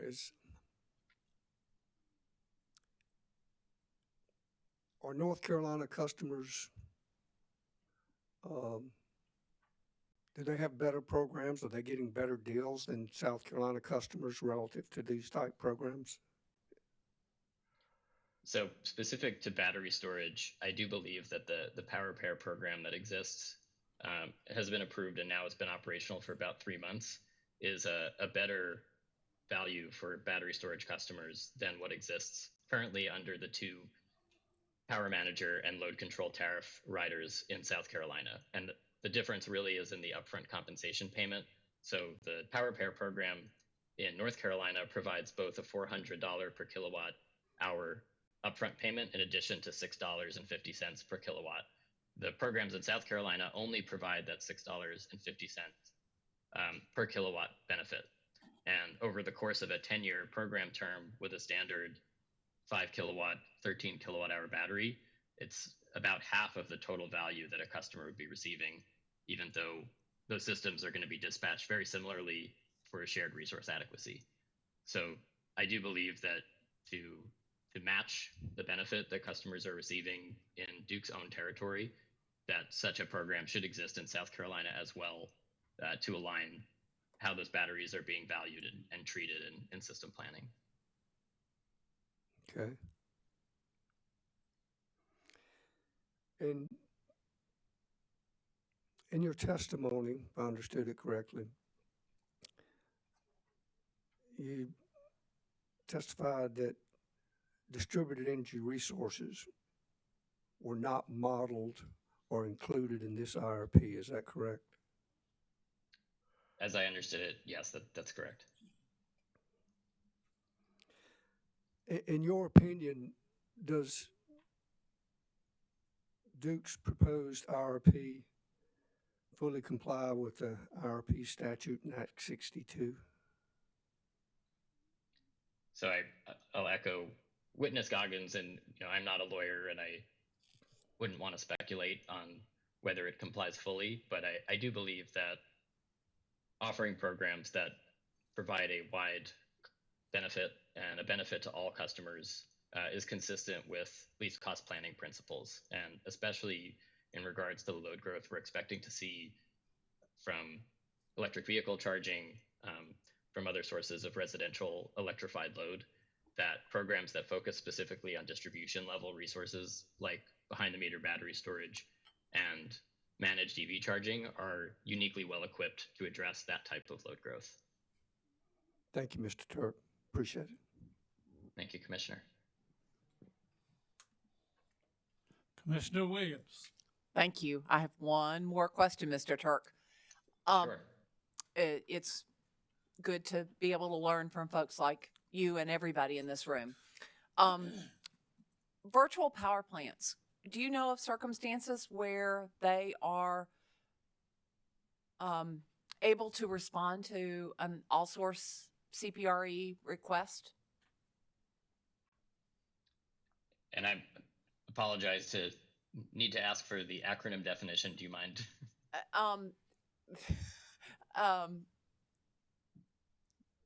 Somebody help me. I should know it, but CPRE, right. Competitive procurement, renewable energy. But I also identified all source in my question. Thank you, everybody. Sure, I appreciate it. I know of an example in New England where an aggregated solar plus storage program was bid into the capacity market in New England. And that is, I believe, the only example I can think of right now where a residential behind the meter program was bid in a competitive procurement, in that case, the capacity market. But I think that part of that is often the program terms are not really well defined, and the competitiveness will depend highly on how these systems are going to be dispatched and what programs exist to stand them up. And just to decipher that a little bit, I think with larger scale resources, there is sort of a well understood financing mechanism, a levelized cost of electricity, and with residential storage, because often these are individual installers going out and procuring these resources, it might be a little bit more difficult for them to be able to say with certainty that we can acquire 30 megawatts without having a fixed program term or compensation structure laid out. I think part of what this testimony is about is laying out that framework so that we're not providing exact numbers, of course, but having the terms well defined and customer expectations set so that the utility can gain this operational expertise and potentially in the future, in future IRPs, then have the confidence to know what they'll be getting from resources that we've seen proven as reliable and dependable in many other states. Thank you. I appreciate, I'm not surprised at the answer, but didn't want to pass by the opportunity to ask you. Thank you. Thanks, Chair Williams. Thank you, Commissioner Williams. I have one question before we go to possible redirect. Mr. Turk, I know you say you're not a lawyer, but my old trial lawyer's brain has started working. With batteries, Vermont, I know people have basements. Here, basements are kind of a rare thing. But having a battery in my closet, if this battery were to malfunction, or as my golf cart does, the battery starts leaking or heats up during a dispatch, I don't have to worry so much about my homeowners or just who all I'm going to sue when that happens. Can you tell me about the safety aspects of having something like this in your actual home? Sure. Thank you, Chair Powers, for the question. So modern battery packs in homes they're designed with multiple safety layers to prevent any sort of situation like what you described. They're installed in climate controlled environments, so you're minimizing the exposure to extreme temperatures, to extreme conditions. And in the program we stood up in Vermont, some were installed in basements, many were not. We worked directly with fire departments for the protocol for handling any fires in the extremely rare case that one would occur. I'd say in the 5 years of administering that program, there were thankfully no instances where that did happen. I think a lot of it goes to how these manufacturers are designing these systems, and the fact that they're in very controlled environments inside homes where the temperatures are not ranging outside of what you'd typically have, and that's reducing the risk that there's going to be any leakage, there's going to be risk of fire. It's not a zero risk, of course, but a lot of that happens through design, and a lot through education of customers, just to understand that you shouldn't be installing these systems in places where there's not airflow. A lot of the battery manufacturers and the installers, they've gone through extensive training to understand this, and where they're going to be installing these systems are going to be in the safest possible part of your home. And do batteries heat up when they're dispatched? You'll get a little bit of a heating right outside the battery enclosure, but a lot of this is handled through the battery management system directly, so that there's fans that are dissipating that heat, and it's not a noticeable heat up where, if you're standing anywhere farther than 2 feet from the battery system directly, you wouldn't notice it. Are you aware of any battery failures in the manner that I've mentioned? I'm not in the programs that I administered. Okay.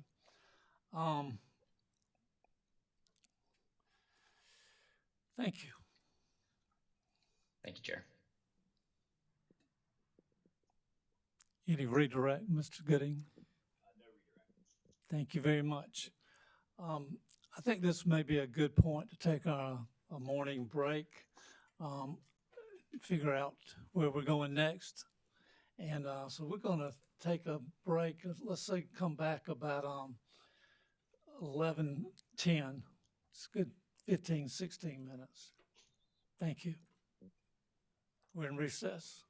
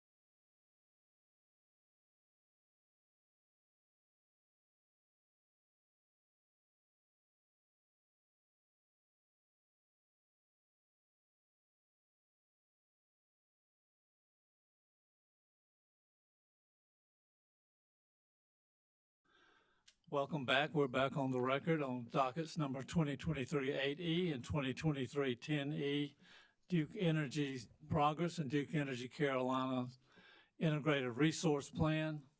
We are now proceeding, and I think the next witness will be a direct testimony from Office of Regulatory Staff. Yes, Mr. Chairman. ORS calls Mr. Finley Salter. Mr. Salter, if you'd raise your right hand. Do you solemnly swear or affirm that the testimony you're about to give will be the truth, the whole truth, and nothing but the truth? I do. First, as usual, let me state that all the parties are present and all commissioners are present. Good morning, Mr. Salter. Would you please state your name for the record? James Finley Salter. And by whom are you employed and in what capacity? The Office of Regulatory Staff is the Deputy Director of Energy Planning and Emerging Technology. Did you prepare or cause to be prepared 15 pages of direct testimony pre-filed in this proceeding on July 1st, 2024? Yes, I did. Do you have any changes or corrections to your pre-filed direct testimony? No, I do not.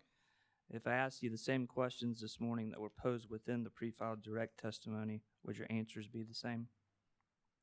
Yes, they would. Mr. Chairman, I'd move that the pre-filed direct testimony of Finley Salter be entered into the record as if given orally from the stand. Mr. Chair, pardon the interruption. Yes. Given that ORS has a motion to strike our expert witness's testimony hanging out there still that the commission has yet to rule on, I'm compelled to make a contemporaneous objection to Mr. Salter's testimony, the portions of which our expert, Ms. Smith, responded to. Those were included in our reply, and we can go through that now, or we don't have to, but we have provided our arguments on these matters in our response to ORS's motion to strike our expert witness's testimony. All right. Your objection is noted, and we'll deal with that. Thank you, sir. Later. Thank you. You can proceed. Yes, sir. So I would again move that the pre-filed direct testimony of Mr. Salter be entered into the record as if given orally from the stand. All right. The pre-filed direct testimony of Mr. Salters will be entered into the record as if given orally from the stand. Mr. Salter, did you also prepare, cause to be prepared, one exhibit marked as Exhibit JFS1 that accompanied your pre-filed direct testimony? Yes, I did. The corrected exhibit. Well, and on August 13th, 2024, did you prepare, cause to be prepared, a corrected Exhibit JFS1? That's correct. Do you have any changes or corrections to your corrected Exhibit JFS1? No, I do not. And you caused to be filed a confidential and redacted version of your corrected Exhibit JFS1, correct? That's correct. Mr. Chairman, ORS would move that the corrected Exhibit JFS1 be entered into the record as the next hearing exhibit and that the confidential version remain under seal. The pre-filed corrected version of JFS Exhibit 1 identified as prepared by witness Salters will be marked for identification and placed in the record both as a confidential and the both versions, and will be marked as exhibit number 15. It will remain confidential as long as necessary. Thank you, sir. Mr. Salter, did you prepare a summary of your direct testimony? Yes, I did. Could you please give that now? Good morning, Chair Powers, Vice Chair Williams, and members of the Commission. My direct testimony summarizes the review performed by ORS and J. Kennedy and Associates regarding Duke Energy's 2023 IRP, which may be found in my corrected exhibit JFS1.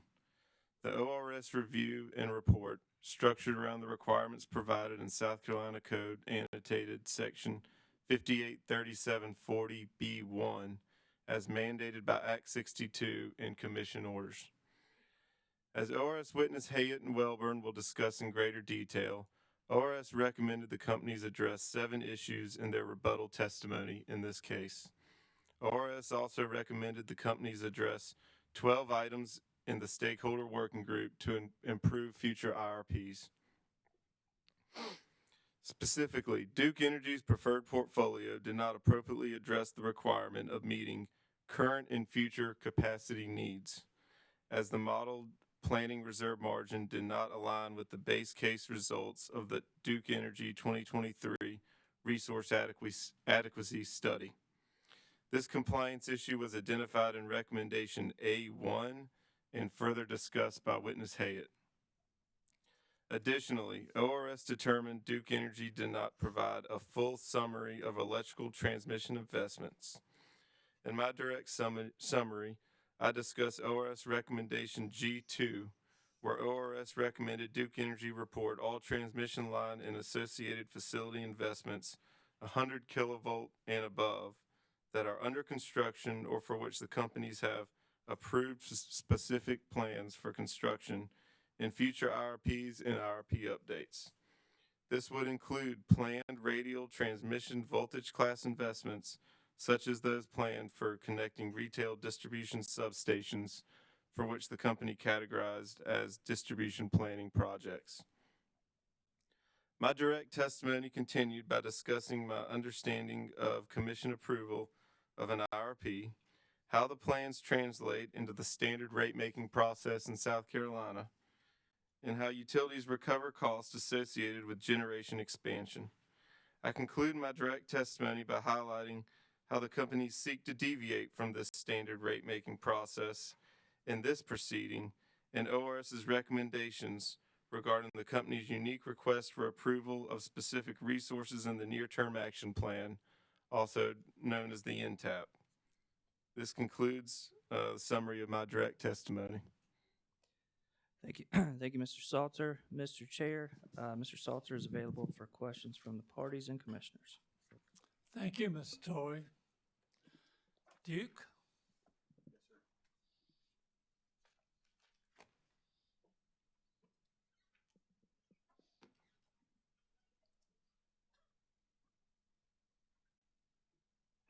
Hello, Mr. Salter. How you doing? Good morning. Sam Wellborn here on behalf of Duke Energy Carolinas and Duke Energy Progress.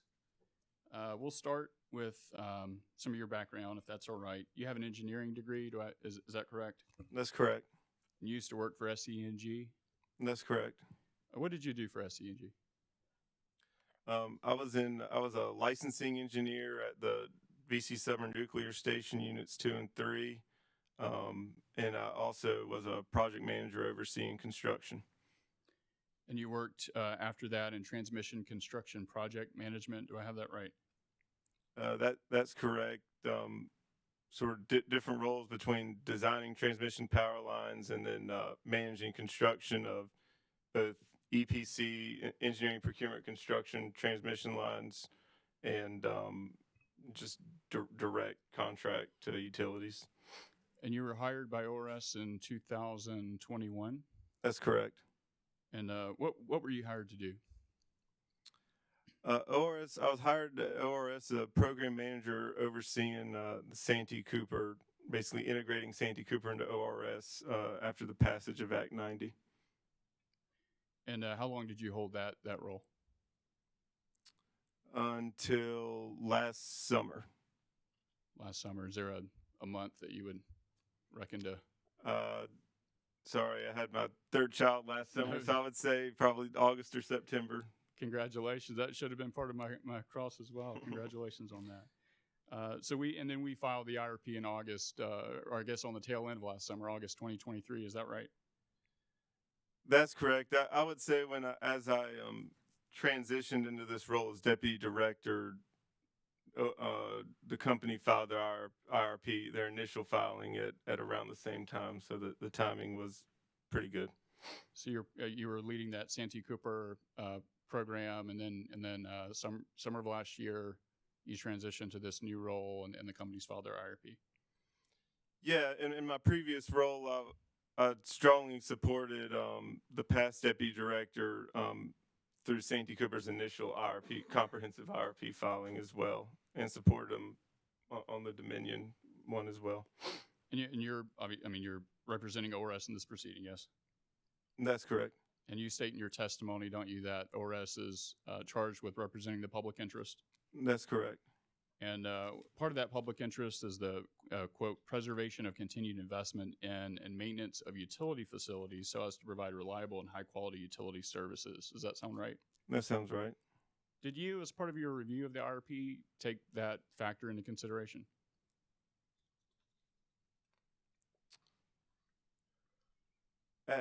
Our review of the IRP is focused on compliance with the statute and compliance with past commission orders in previous IRP dockets. So our review of while that overarches our review of the ORS, continued investment in the utility system supports the public interest. Our review of the IRP is not necessarily associated with cost recovery. So this is the planning proceeding. So we're thinking of the compliance with past commission orders, with the statute, and providing a perspective on balancing the factors that the commission must weigh when determining the most reasonable plan. I apologize. I didn't mention cost recovery. I want to make sure I understood your response. So did ORS consider the public interest when it reviewed our IRP? Yes, yes, we did. In my testimony, I specifically state the mission of the ORS up front to remind everyone of that. So ORS did consider the public interest when it reviewed the company's IRP? That's correct. Okay. I want to ask a little bit about the consultant that ORS retained in this proceeding. So y'all retained, and you tell me if this is right or not, Mr. Hayat and his company, J. Kennedy and Associates? That's correct. Phil Hayat and Leah Welburn with J. Kennedy and Associates were retained for this proceeding. And what were they retained to do for the ORS as part of this proceeding?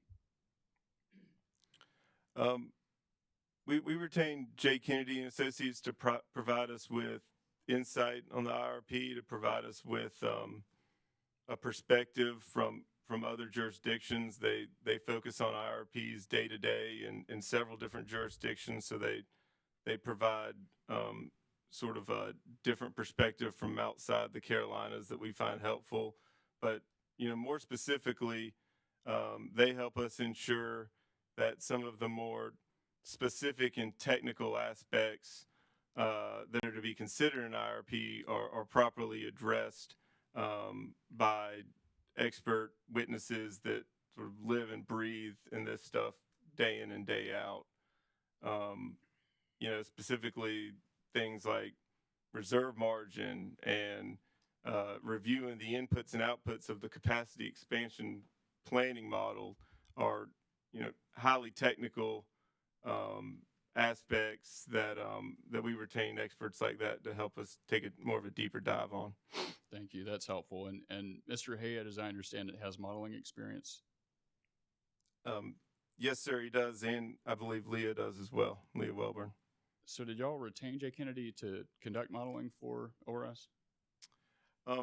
Not necessarily. I mean, we don't ask our consultants, and ORS does not perform independent modeling for the purposes of providing an alternative plan to the companies. Generally, our approach to looking in the model is to validate that the inputs that the company says they put in the model produce the output that the company says that the model produced as a result. Sort of additionally around that, we use our consultants to help validate the inputs that the company uses to put into the model as well and provide their expert perspective from that front. I hear you on what you did do. I want to know what J. Kennedy was retained to do. Did ORS retain J. Kennedy and Associates to conduct modeling for ORS in this proceeding? ORS retained J. Kennedy Associates to assist in reviewing the company's integrated resource plan. Did ORS retain J. Kennedy and Associates to conduct modeling on behalf of ORS for this proceeding? Objection, Mr. Chair. I think this is the third time we've heard this question. The witness hasn't answered my question yet, Chair. It's cross-examination. Go ahead. Thank you, sir. I'll repeat my question, Mr. Salter, if you need me to. Off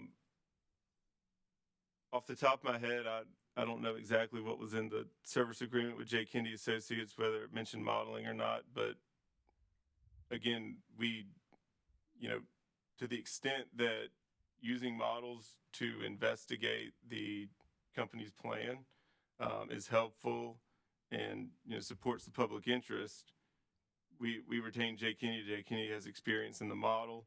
We did not ask them to run alternative models for this plan. So, listening check, J. Kennedy and Associates may or may not have been retained to conduct modeling on behalf of ORS. You said you weren't familiar with the contract. I want to make sure I understand your testimony. Well, I said I didn't know what the contract said off the top of my head, but what I'm telling you is that we retained J. Kennedy to assist ORS to review the IRP. ORS, in this proceeding nor in past proceedings, has produced alternative modeling to support an alternative plan to what the company or companies would have proposed. Okay, thank you. And you're aware that the companies made their modeling inputs and files available back in August of last year? Yes, that sounds right. Do you know whether ORS downloaded or received those files? Yes, we did. Did ORS use those input files for anything? Yes, so ORS used those input files to run through the model and validate the outputs that the company produced. Thank you. We'll switch gears a little bit. Are you familiar with the joint dispatch agreement that Commissioner Belzer brought up earlier in the course of this hearing? I'm generally familiar, not familiar with the details. I'm going to get over my skis. Hopefully, I'll ask you questions. We'll see if they go anywhere, and if they don't, that's fine. Can you describe the joint dispatch agreement for the commission? To my understanding, the joint dispatch agreement is agreement that the companies entered into when they announced the merger between Progress and Duke Energy, and it allows them to sort of more seamlessly transfer power between the companies and provides a structure for the two companies to compensate each other for that power that is transferred. Would you agree if I characterized, I guess, what it allows the companies to do as being an optimal dispatch as between the two operating companies? I don't think I have that level of understanding to say that. No, that's fair. And subject to check, would you believe that the JDA? Well, first of all, has it resulted? Are you aware whether or not the JDA has resulted in savings for our customers in South Carolina? I am not specifically aware. I'm not specifically aware of that. Wouldn't it stand to reason, I guess, if the companies are optimally dispatching their generation, that there would be savings resulting to customers? I am aware that that the company does utilize the JDA fairly extensively when, say, one company needs power to be transferred to the other. I am aware of that, but I'm just not acutely involved in the inner workings of the JDA. That's fine. I've got one more on it. So subject to check, would you believe that the JDA has resulted in savings of over $720 million to customers since 2016? I'm not aware of the cumulative JDA savings. Sorry. Thank you. Mr. Salter, how does the company's dual state system operate?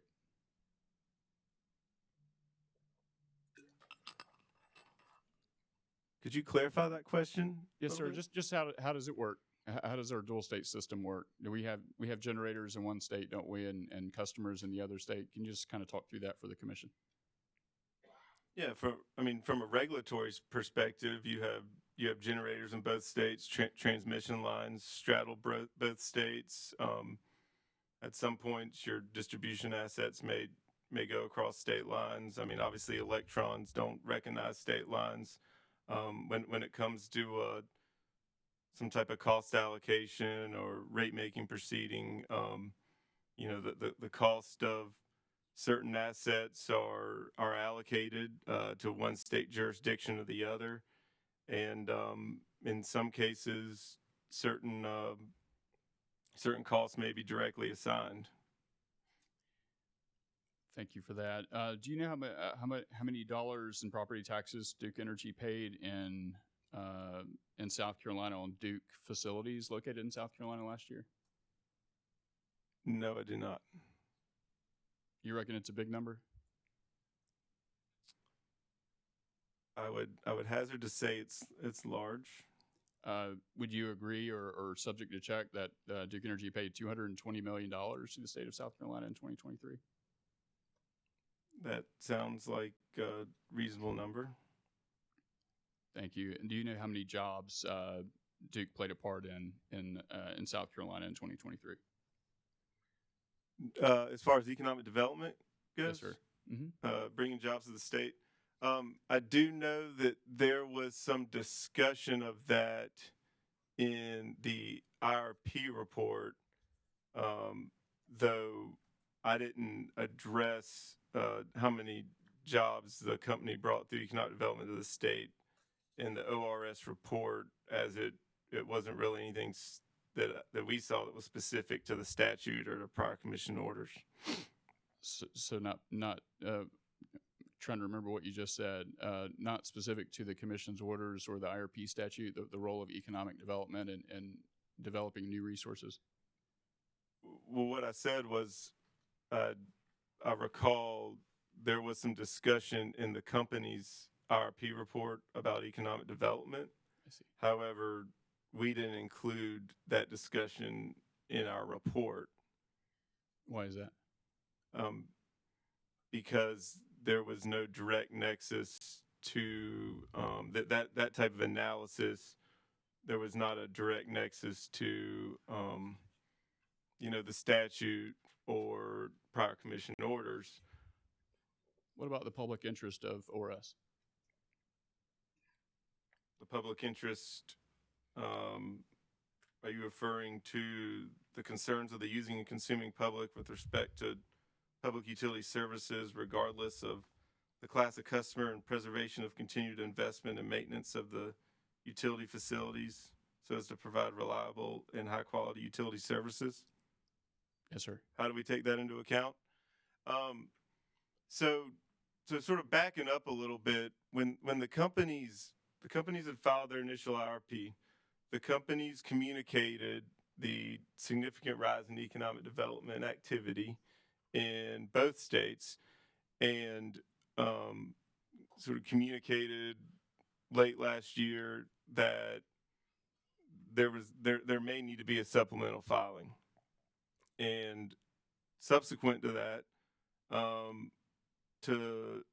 sort of initial investigation, ORS, to validate what was actually occurring in the fall load forecast that the company was reporting, we actually did ask some discovery to review some of the agreements. I'm trying not to get into confidential information here, but basically validate that there was, what the agreements were that the company had pinned with some of these potential economic development customers, what the level of agreement was. Was it a full services agreement? Was it a letter of intent?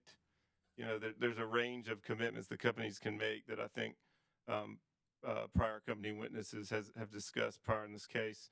But to that extent, we did validate through that there did appear to be a rise in interest in economic development in the company's service territory.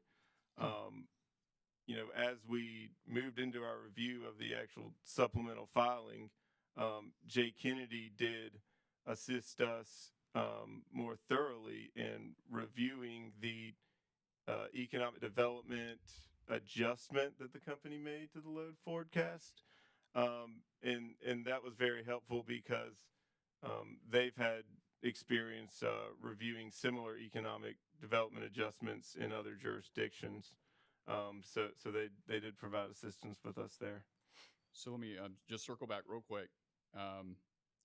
Economic development is relevant to the IRP in as much as it changes forecasted load my question was more to ORS's interest in the utility driving economic development, and what I'm hearing is that there's no nexus in that regard. Do I have that right? You said no nexus earlier. I'm trying to parse that. I'm not sure if I said nexus or not, but I'm not aware of economic development being part of the ORS mission. If that's what you're asking. Thank you. All right. So we talked a little bit about the dual state system. Do you know what a balancing authority area is? Yes. Can you tell the commission what a balancing authority area is? The balancing authority area under FERC is where a company or an organization would control essentially the transmission within the jurisdiction. And in Duke's case, they also balance generation so that generation meets load. And are you aware that Duke Energy Carolinas has a balancing authority area and Duke Energy Progress has a balancing authority area? Yes, and I think Progress has a east and a west component. Thank you. And those balancing authority areas cross state lines, is that right? That's correct. And isn't it true that the dual state systems that are operated by those companies are larger than they would otherwise be were they isolated to one state or the other? That's correct. Is it your opinion that those systems being larger in size can provide benefits to customers through efficiencies and economies of scale? I think as we heard from one of the witnesses this morning, as the system grows, economies of scale grow, and diversity of load, and to a certain extent, resources could grow as well. So yes.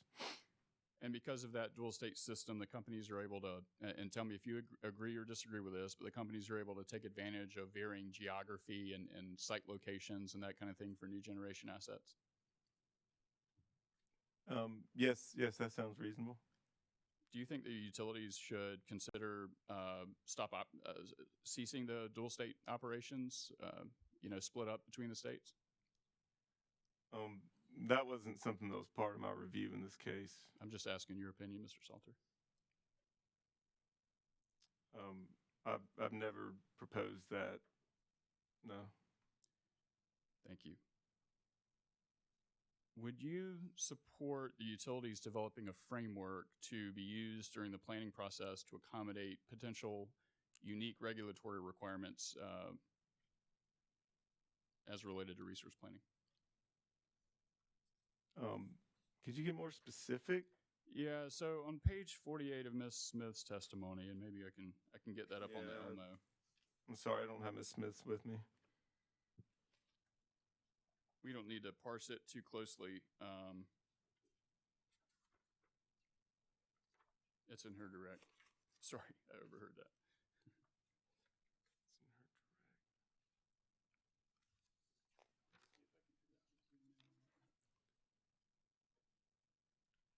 Well, what's the question here? What's the question she's answering? Oh, the question that she's answering.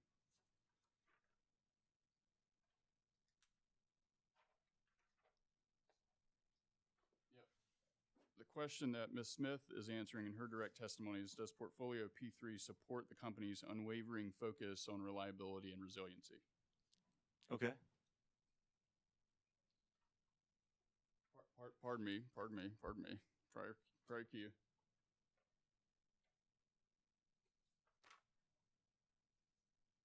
Does the resource plan, and specifically planning to execute Portfolio P3, position DEC and DEP?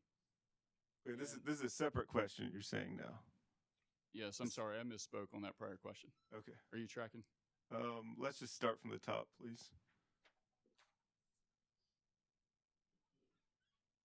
All right, a question was posed to Ms. Smith in her direct testimony. Does the resource plan, and specifically planning to execute Portfolio P3, position DEC and DEP and their customers well to navigate the changing energy landscape and the anticipated changes to their respective systems? Okay, I'm tracking.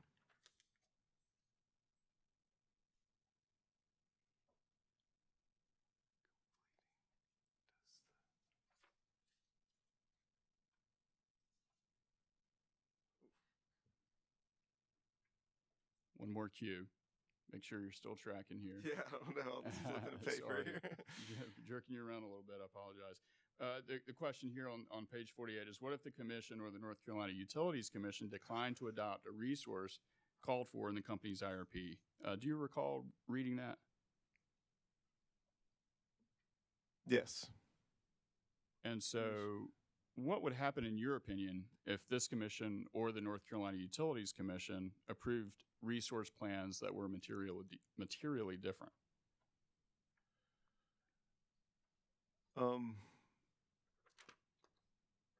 You know, I don't know that there could be any number of factors that could happen. You know that cost allocation between the states is handled in other proceedings and not in the IRP. And, you know, that the IRP is a plan, and it's not necessarily determinative of specific resources that the company may or may not pursue. So I think to a certain extent, the company has flexibility, the commission has flexibility, so it's sort of hard to say if two plans were to differ. You know, the company would obviously need to manage that in some way, because this commission approves the most reasonable and prudent plan for South Carolina. But it's hard to speculate on what the next steps would be from where I'm sitting. Thank you. But you're not suggesting that the companies would have a way, for example, to dispatch their system for South Carolina, are you? No, I don't think I'm proposing the companies dispatch their system in any different manner than an economic dispatch as they currently do. Thank you. And you mentioned the reserve margin in your testimony. Do you remember that? Yes, I do. And Mr. Benson, were you here for Mr. Benson's direct testimony, or rather rebuttal testimony, which preceded your direct? I've either been here or been tuning in from my desk, so I'm generally familiar with them. I had one thing to take care of yesterday afternoon, so I believe I've heard most of the testimony in this case. Yes, sir. Can you tell me in the commission what a reserve margin is, just generally? So the planning reserve margin, that in the case of this IRP, is generally the additional reserves above what the company has resources available to it, or excuse me, the reserve margin is the additional power that the company needs above what expects load to be on its system, to account for things like uncertainty in the load forecast, unknown outages, forced outages, unplanned outages, or you know, not able to rely on neighbors in certain ways. Not able to rely on neighbors. Were you here when islanding was discussed? Yes. Which witnesses are you? I believe it was referring to? Mr. Benson, but Benson. Generally, are you familiar with the concept of islanding? Yes. Mm-hmm. So if South Carolina, for example, were to go it alone, what do you think would happen to the reserve margin? Well, what do you mean, South Carolina go it alone? Yeah, let's say South how Carolina. would that exactly work? I mean, I think we already talked about the transmission lines span state lines, distribution system. I mean, could you clarify, and I'll try to answer? No, sir. I mean, I think you clarified just fine. So it sounds like your testimony is practically there's not a straightforward way for the two states to split up. Is that your testimony? Split up.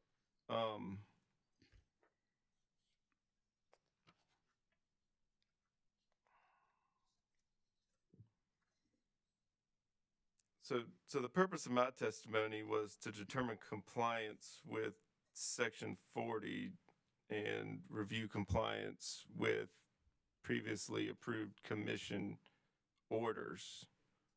I don't know about the splitting up. That's fair. piece. That's fair. Thank you, sir. And what's your understanding of transmission planning in the Carolinas? transmission planning, as far as the companies are concerned, in the Carolinas, take sort of two flavors, my understanding.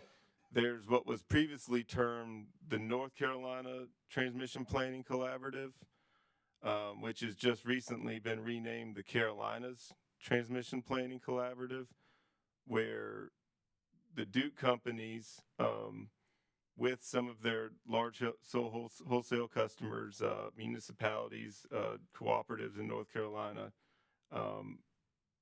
collaboratively plan the local transmission system for both the Duke companies. There's also what's called SERTEP, the Southeastern Regional Transmission Planning Collaborative, maybe. But that is a larger group of southeastern states that would perform regional transmission planning pursuant certain FERC orders. So that Carolina's Transmission Planning Collaborative, I understand there's an invitation for interested parties to participate in that. Is that your understanding?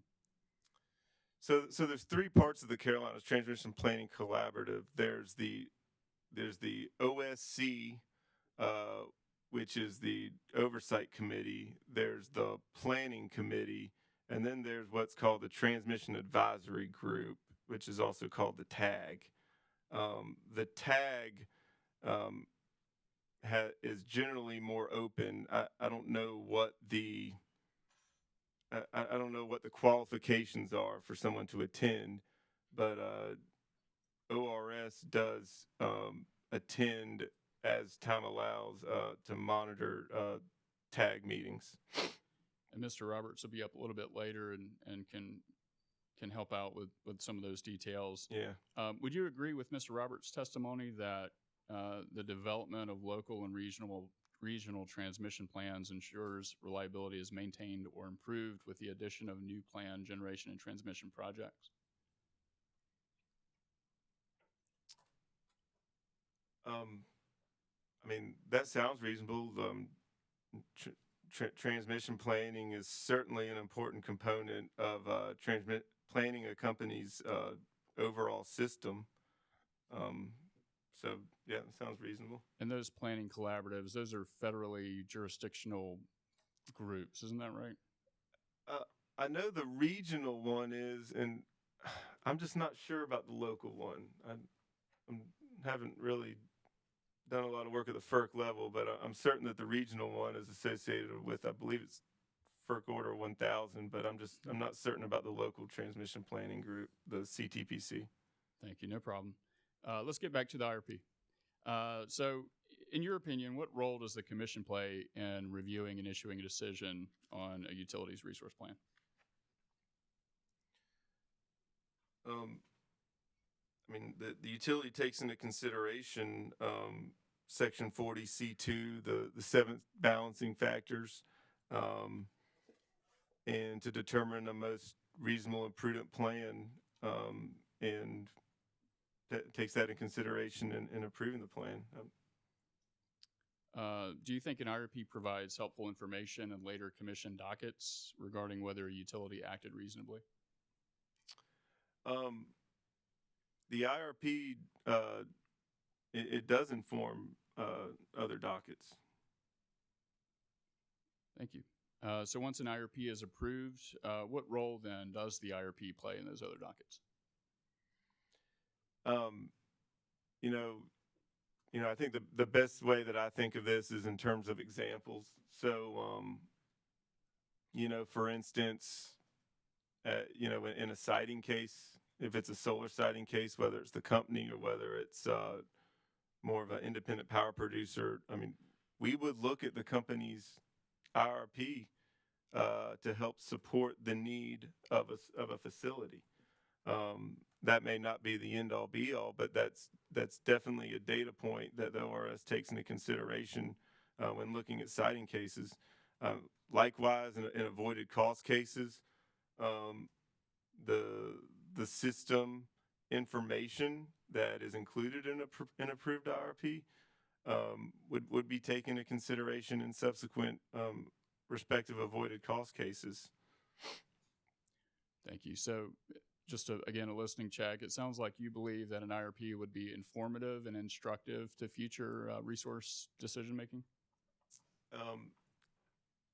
Definitely informative. I don't instructive. Not sure about where you're getting with that, but I would say informative. I would agree with that.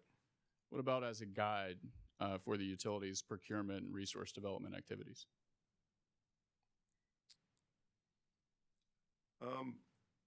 Yeah, I mean, I believe the commission said in past orders that an approved IRP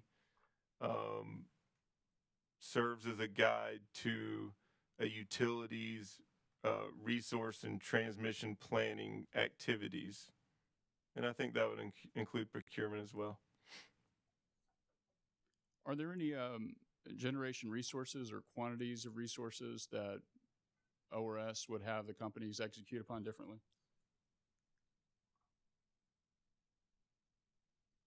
So the ORS reviews the integrated resource plan. The ORS reviews the preferred portfolio. The ORS, we provide recommendations where, in our view, the company has either not been compliant with the statute itself or not been compliant with prior commission orders. So, you know, once a preferred portfolio is then approved by the commission as the most reasonable and prudent plan, then the expectation would be that the company would make management decisions to pursue or execute upon that portfolio, you know, in a reasonable manner as circumstances present themselves. Thank you. And I have on screen the company's near-term action plan, which is table SPA Supplemental Planning Analysis 4-1. Yeah, I'm familiar with this table. Would ORS, for example,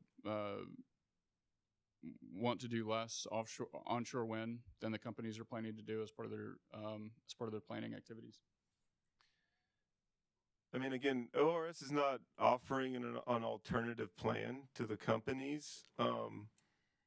To the extent that the commission determines that the most reasonable and prudent plan includes certain resources, our expectation would be that the company would then pursue subsequent evaluations and analysis to further, you know, justify execution on those resources.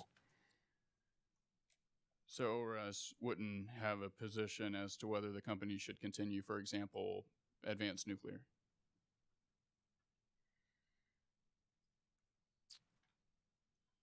I mean, I think the same answer would apply. I mean, if there's a need in the commission approved plan that would include nuclear, I would expect the company to further evaluate and further investigate, you know, potential advanced nuclear. Would the same go for offshore wind as an example? That'd be correct. I mean, I would just add one thing about these resources is not only for the company, but for all the companies that ORS oversees in our capacity. I'm sorry, could you leave that up there? Oh, yes, sir. This is the first time that, I mean, obviously pump storage hydros, you know, the company has some unique geography that helps it with that. But this is the first time that we've seen in a preferred plan advanced nuclear offshore wind. Thank you, sir. How many discovery responses do you think do you estimate that the company's responded to as part of this docket?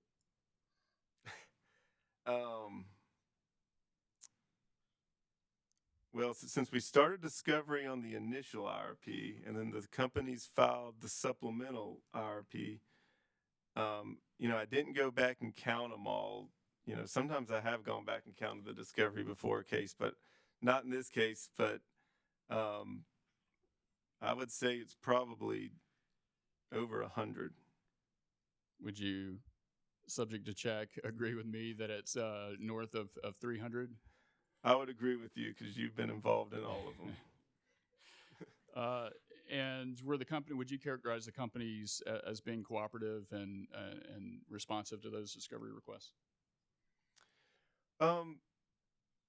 Yeah, to a certain extent. I mean, there was one discovery response in particular that really led to one of our recommendations. Really confirmed one of our recommendations in this report, in that we had asked the company to perform some additional modeling as sort of an alternative to help justify the preferred portfolio.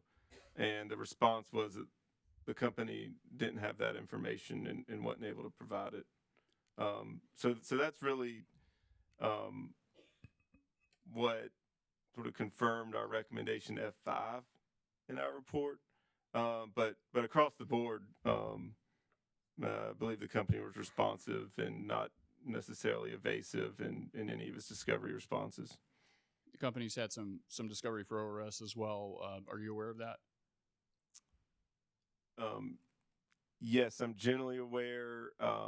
One of the discovery questions was to provide the work papers that we use to develop the report, and I assisted in pulling that together. Did you also help pull together, I think that was the second set of discovery. Did you help with the first set as well?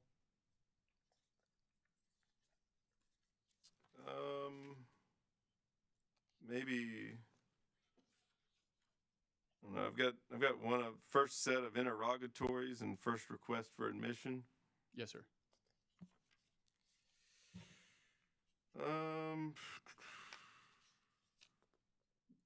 I don't recall specifically providing input on this discovery. Yeah, but ORS did. I mean, this is a document that you've seen before. It looks like you have it in your binder. Yes, I'm looking at my binder. Mm-hmm. Mr. Chair, I would like to tender this as the next hearing exhibit in this proceeding.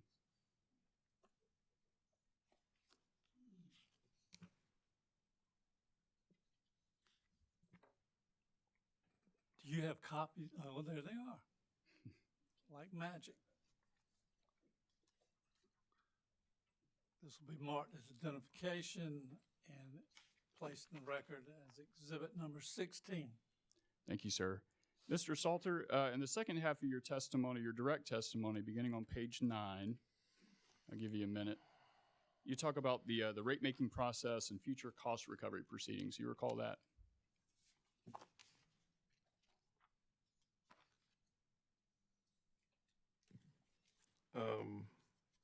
Maybe what question are we starting with? Just in general. On page 9. Yes, sir. Down at the bottom. What is, just as an example, what's your understanding regarding commission approval of an IRP? I think that sounds commission approval of the IRP. Yep, I see that. Mm-hmm. And then you go on to talk about rate making, so we can go through that if that would be helpful. Yeah, so retaining the burden of proof. There's some testimony here that on about the middle of page 10, we can look at, for example, line 11, by statute, utilities retain the burden of proof to show that their investments and expenditures are reasonable and prudent when seeking cost recovery and rates. Yeah, I believe that's a quote out of the statute. You understand this proceeding is focused on resource planning, though, isn't that right? Yes, yes. This proceeding is focused on integrated resource planning. And not rate making. And not rate making, that's correct. And there would be future Siting Act proceedings in which the commission takes up, for example, the siting of a particular resource. Yes. And ORS will review at that time the proffers made by the proponent as related to the siting of that facility. Would you agree with that? That's correct. And I think in the IRP, the companies communicated their intent to also put forward siting proceedings in North Carolina as well. I'm going to put, do you recall Mr. Sandinato when he worked for ORS? Is that a familiar name? Yes, I do. Okay, I'm going to hand this over to you. Yeah. Is this Dominion all source procurement? No, Lambert. Okay. Yeah, this is the Lambert case. Okay. So on page 2 of his direct testimony in that docket, Mr. Sandonato's testimony, he said that his review of that solar siting facility application was focused on the basis for the need of the solar facilities. Is that right? So this is line 16 of page 2. Yeah, the need. Yes, sir. And it's highlighted there. Mm-hmm. Appreciate that. And then if you scroll ahead to the next page, down at the bottom, there's a Q&A there. Please discuss the need identified by the companies for the proposed facilities.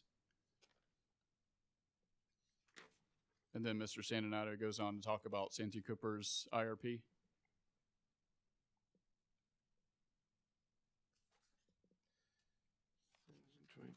As relevant to the need for the solar facility.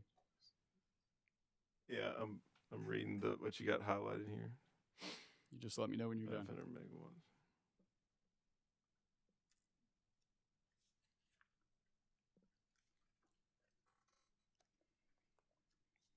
Yes. Thank you, sir. So at least in that proceeding, ORS was interested in what the IRP had to say about the need for a particular resource coming before this commission. Right. I mean, this is sort of, an example of, the kind of information that is a data point that the ORS would take into consideration when looking at a siting case. We would, in looking at the need for a facility, we would look at what a commission approved plan included as far as resource additions or retirements. I think the sort of nuance to this one was that I don't think Santee Cooper had an approved plan from the commission yet because they were sort of transitioning through Act 90, and Central Electric their planning doesn't necessarily fall under the commission. So that's why we didn't necessarily reference a commission approved plan in this case. Good memory and good observation. So I know the commission, for example, has sometimes pointed to resource planning activities more generally than a specific IRP. Does that sound right? In what case? What context? As relevant to the proposed siting of a new resource. Or in a CPRE proceeding, for example. Yeah. So CPRE? You're talking about CPRE? As an example, yes, sir. I mean, I'm familiar that, in the company's as a commission, well, I think it was a settlement with the CPRE program, but essentially what the commission order stated was that the CPRE should be, I don't know if I'm going to get the words exactly right, but should be driven by the resources identified in a commission-approved IRP. Thank you. So it sounds like we have agreement on that. So I'm going to speed ahead a little bit in the interest of efficiency, and you tell me if we need to go back.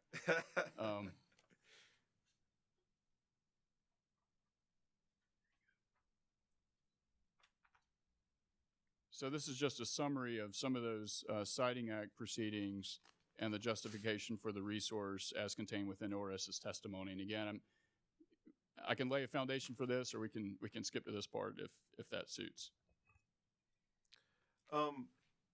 I mean, I don't think I'm disputing that ORS utilizes an approved IRP as a data point to help justify the need of facilities when we reviewed applications for siting that come in front of the commission.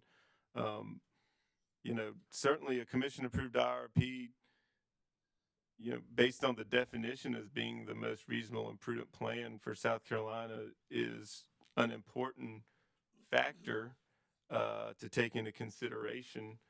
But I think it's important. I think it's an important distinction that the approval in the IRP alone, or the reference to specific resources in an IRP or an action plan, that don't provide some type of affirmation from the commission that those resources are requested, wanted. I mean, I think that the company has the responsibility to make management decisions to execute on resource decisions that the data and the IRP sort of indicate are reasonable and prudent. Yes, sir. Thank you for that. Mr. Chair, I would like to enter this exhibit as the next hearing exhibit as well. I feel like we got there foundationally, but we can do more if we need to.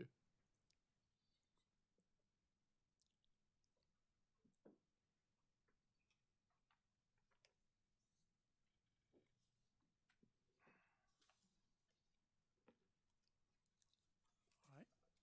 This exhibit, which is a list of dockets, will be placed in the record exhibit number 17, marked for identification and placed in the record. Thank you, sir. Appreciate that. All right, Mr. Salter, we've talked around this a bit as well, but I'm almost done. You were a witness in the Santee Cooper IRP proceeding, weren't you? That's correct. And the commission issued an order in that proceeding in March of this year. Do you recall that? Yes, I'm familiar with that. I'm gonna put it up on the screen. Their order in that docket. I can hand you a copy if you'd like a copy. Yeah, a copy would be helpful. Sure.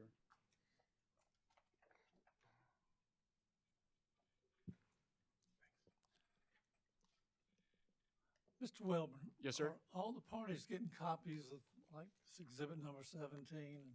We can produce copies of those for the parties. Yes, sir. Witnesses Council has a copy of it, but we have not printed copies for everybody in the room. I mean, the other council. Well, if they want them, you can get them to them. Yes, sir. We'll get that done at the next break. Maybe over the lunch break. Yes, sir. Thank you. We'll do that. Mr. Salter, you're a witness in the Santee Cooper IRP proceeding? That's correct. And I don't know if you've reviewed this order or not. You tell me if you haven't, but down on page 88 of the commission's order, and I'm going to quote here, the commission finds the short-term action plan containing the IRP to be reasonable and appropriate as a guide for its Santee Cooper's generation and transmission planning and procurement activities in the near term, subject to updates. Did I read that correctly? Yeah, as a guide for generation and transmission planning and procurement activities, subject to updates. Yeah, I think that's generally consistent with what we talked about before. Thank you, sir. Were you involved in Dominion's IRP proceeding? I was involved to a certain extent, but I didn't testify. That's fair. But, this is let me clarify. I was involved in the Dominion 2024 IRP update, the 2023 comprehensive. I was not directly involved.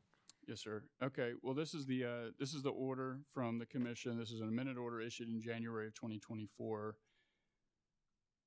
on Dominion Energy's 2023 IRP. Does that sound right?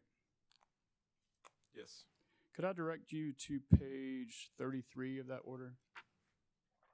I'm going to direct myself there in the meantime.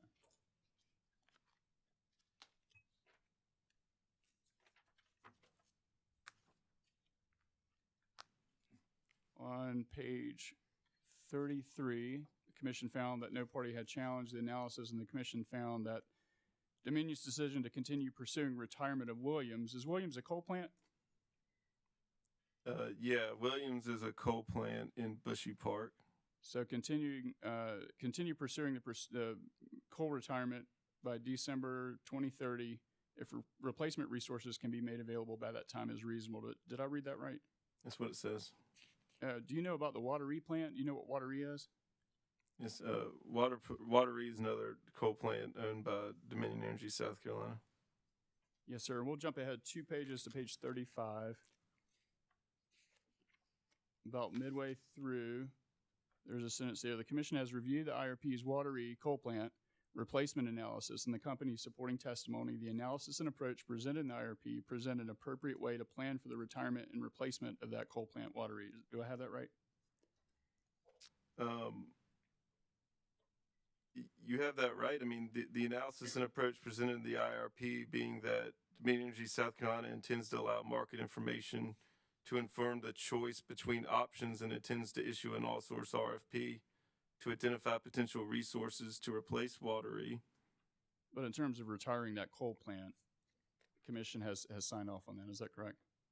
Signed off. The commission has reviewed IRP's Watery replacement analysis and the company's support and testimony. The analysis and approach presented in the IRP present an appropriate way to plan for the retirement and replacement of Watery. So Duke Energy Carolinas and Duke Energy Progress are not the only two utilities in the state that are planning to retire their coal plants. Is that right? That's correct. All right. Thank you, sir. No further questions. Thank you, Mr. Chair. Thank you, Mr. Welborn. Next cross-examination will be Sierra Club. No questions, thank you. CCL SACE. No questions. Thank you. Carolinas Clean Energy Business Association. No questions, but thank you. Walmart. No questions, thank you. All right. Commissioner questions. Commissioner Belson. Thank you, Mr. Chairman. Good afternoon, Mr. Salter. How are you today? Good afternoon. Thank you for being here. Mm-hmm. You've sponsored your corrected exhibit JFS1 with as your exhibit. Is that correct? Mm-hmm. I want to talk to you a little bit about. Would you go with me to page 127, please? Talk a little bit about transmission. And we're not getting too in depth here, but I just got a question.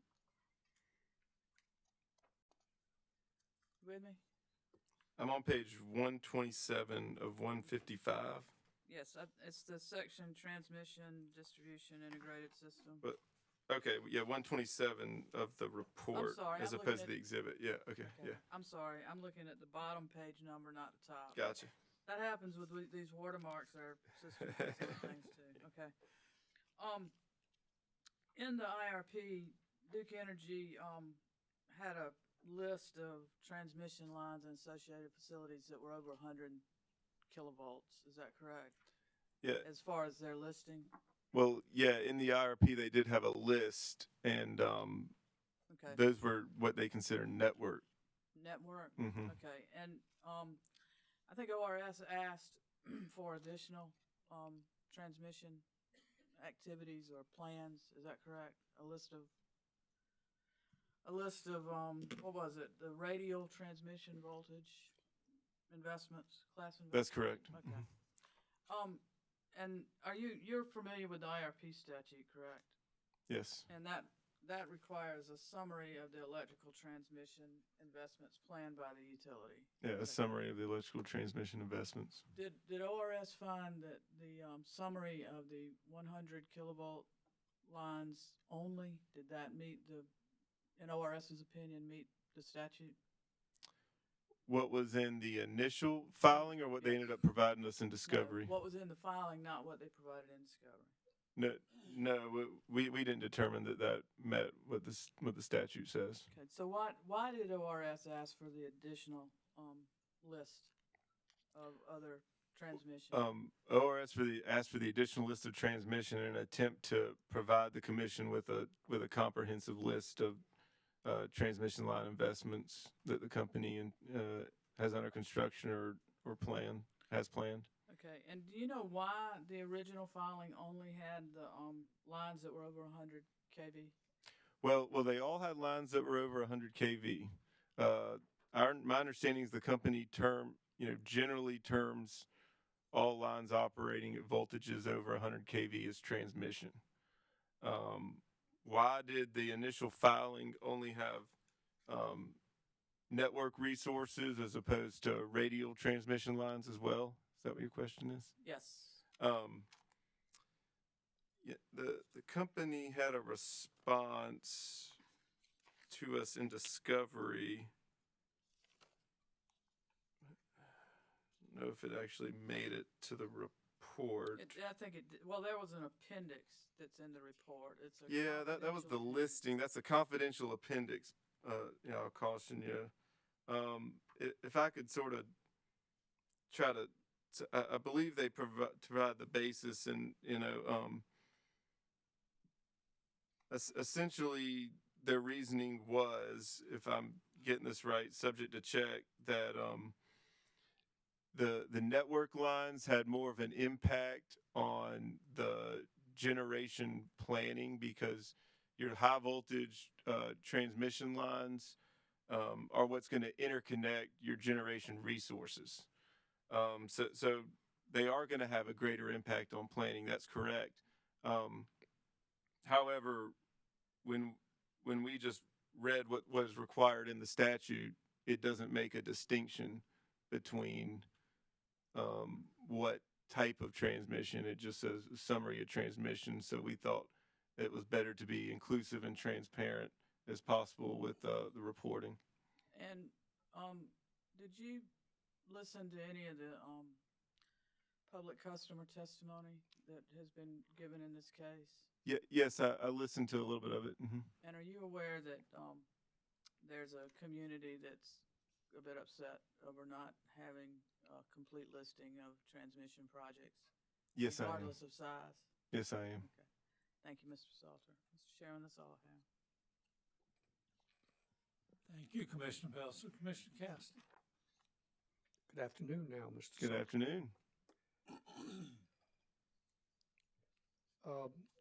Relative to that same report, the evaluation of the IRP, I'm going to use the numbers 126 of 155 and 127 155. It's got watermark pages too, so. Gotcha. This is the, I guess, section G, other considerations. Mm-hmm. Bill impacts. Bill impacts. Mm-hmm. I want to make sure I understand primarily table 45, but table 44 is commission requirements related to bill impacts, correct? Yes.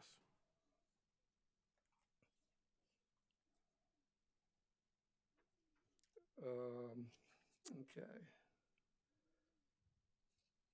And I think that report you say order 2021-447 requires bill impacts of portfolios, correct? That's correct. All right, table 45. Mm-hmm. It's on the next page. I want to make sure I understand this table. It says average annual impact to monthly residential bills.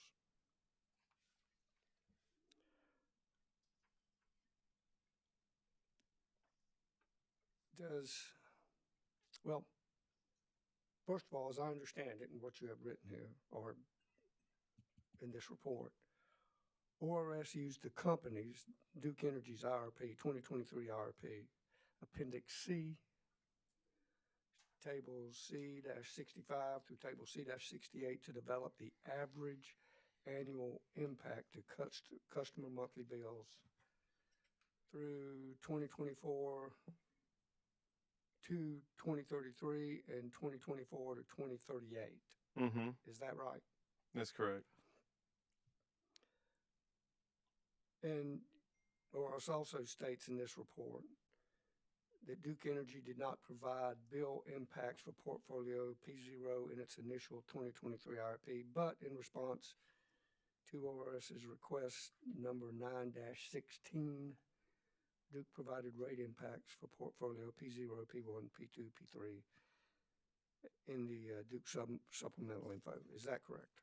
Yes. Okay. So these percentages, 20, for example, in the column 2024 to 2033 impact to residential bills, it says percent increase, P1 5.9, P2 4.9%, P3 4.1, P0 1.8%. Is average annual impact, does that mean that, say, P1 portfolio would have an average 5.9% increase above whatever the average bill is now?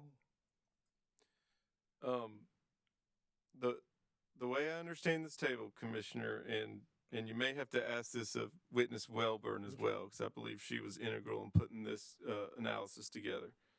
But the way I understand this table is average annual impact would be, on average, the annual impact that was calculated for each of these portfolios. So said another way, P3, the preferred portfolio, would be a 4.1% increase from annually each year from 24 to 33. Now, a word of caution with bill impacts in IRPs is it's a comparative analysis, because like I just talked about with council, I mean, this isn't a rate making proceeding. You know, there's a lot that goes into making rates, depreciation, all kinds of different stuff. So, and this also would obviously only include the generation and transmission resources that are taken into account in this plan. It may not necessarily take into account, certain growth in G&A cost, general administrative cost, or certain growth in the cost of the distribution system. So just to caution, it's a comparative analysis. It's sort of illustrative, but I wouldn't sort of take it and, say this is how much rates are definitely going to go up or not based on this table. I understand. Well, I think I understand. Let me ask. It's comparative, but it's comparative based on the information in the IRP provided. That's right. To ORS. Yes, sir. So the numbers, all we got to work with is what you were given. That's correct. I guess what I'm trying to say is I wouldn't take a bill today and say, we'll add 4.1% a year, and this is how much it's going to cost in 2033. If you're trying to estimate a bill impact, there's other variables that are going to go into that, which you're aware of, but just want to clarify. But for comparative purposes, as far as this table goes, right. Honestly, that's exactly what I was going to do. Not as though it's exact, but for example, if my average bill's $100 a month, and it's constant over 12 months, it's $1,200. Is this table saying that P1, comparatively speaking, would be 1,200 times 1.059?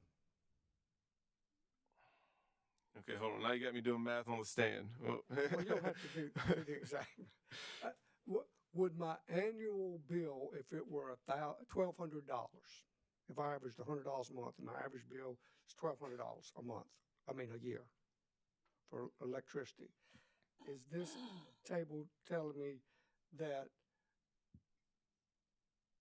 comparatively speaking, with the information provided, portfolio P1 would, that $1,200 annual bill would be 5.9% higher in 2025?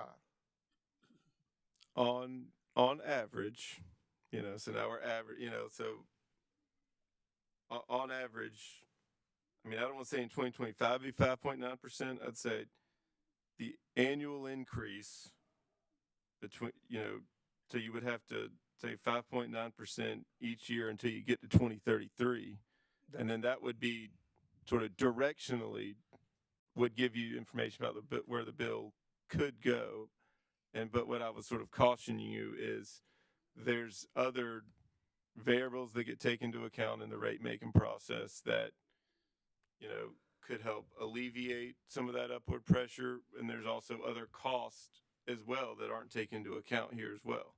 So I think we're saying the same thing, but just want to be, I get sort of, these bill impacts, people, I want to make sure that we're clear that they're comparative between the plans and not necessarily don't just apply them to your bill and think that that's what it could be. I do understand that. Okay. But what I'm trying to, I guess, understand if, okay, we're evaluating the IRP. ORS evaluated the IRP. This is all I have. Mm-hmm. The testimony, Duke said what this is. So all the other stuff outside the IRP, as far as comparisons, these are the comparisons that ORS developed, I guess using Kennedy and Associates, That's right. to come up with comparisons, correct? That's correct. And you actually, I think, hit on what I was thinking, looking at future value. Well, we call it future value and looking down the road. And that equation for that, if I looked at 2024 to 2033, using that future value equation, which I think is 10 years. And I did do that math. I kind of scribbled it down.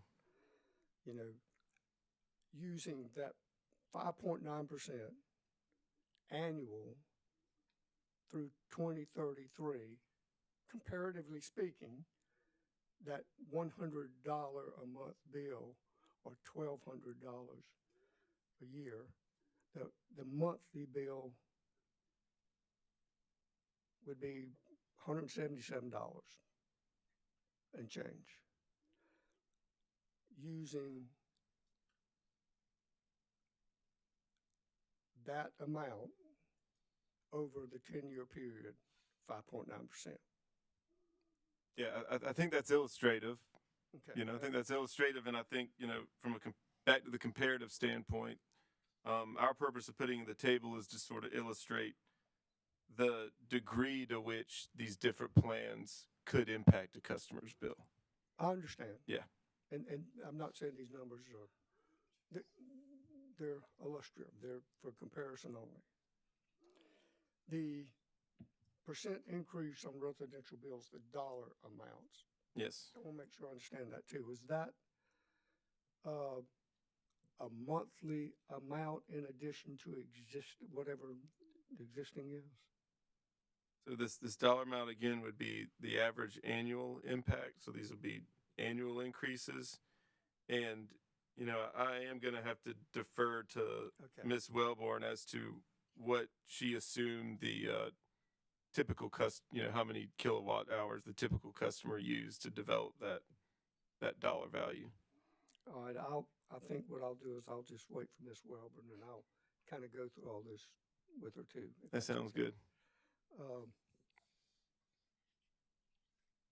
That's all I have for right now. Thank you. Okay. Thank you, Commissioner Caston. Vice Chair Williams, did you have? Yes, thank you, Mr. Chair. Good afternoon, sir. How are you today? Good afternoon. Doing well. I have what I believe is a pretty simple high-level question. In your discussion with the company's counsel, I did not hear much disagreement, and I just want to make sure that I understand what I heard. Where do you disagree, if you do disagree, with the company's position on how to use the IRP in future proceedings?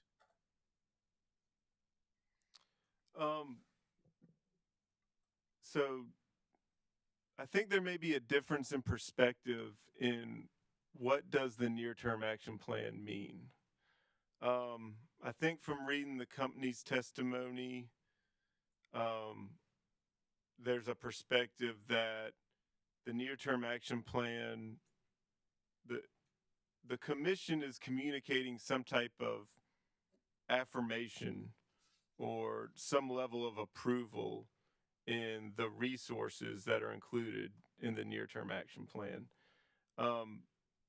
I think my view of the near-term action plan is more that the near-term action plan, or what other companies call the short-term action plan, is more of a communication tool for the companies to communicate to the commission and to other stakeholders as to what actions they intend to take to implement their preferred portfolio. Thinking about it another way, I can't review the near-term action plan for reasonableness without knowing what the commission's going to approve in this docket. As far as the companies put forward their preferred plan, the near-term action plan implements their preferred plan. But the near-term action plan sort of goes along with it, and it's the company communicating what exactly that means. And I tried to highlight that. I think it's in my direct. Y'all got to help me. I don't want to spill into my rebuttal here. Maybe it's in my rebuttal, so I don't know if I can reference it. But I can reference it because it's just out of a commission order. The commission order that in 2020, 2020 modified IRP for Dominion, you may remember this. Commission said inclusion of a short-term action plan is a standard industry practice that would assist the commission and interested parties in understanding how the utility intends to implement its resource plan. So I think sort of the significance of the near-term action plan may be where we have a difference of perspective.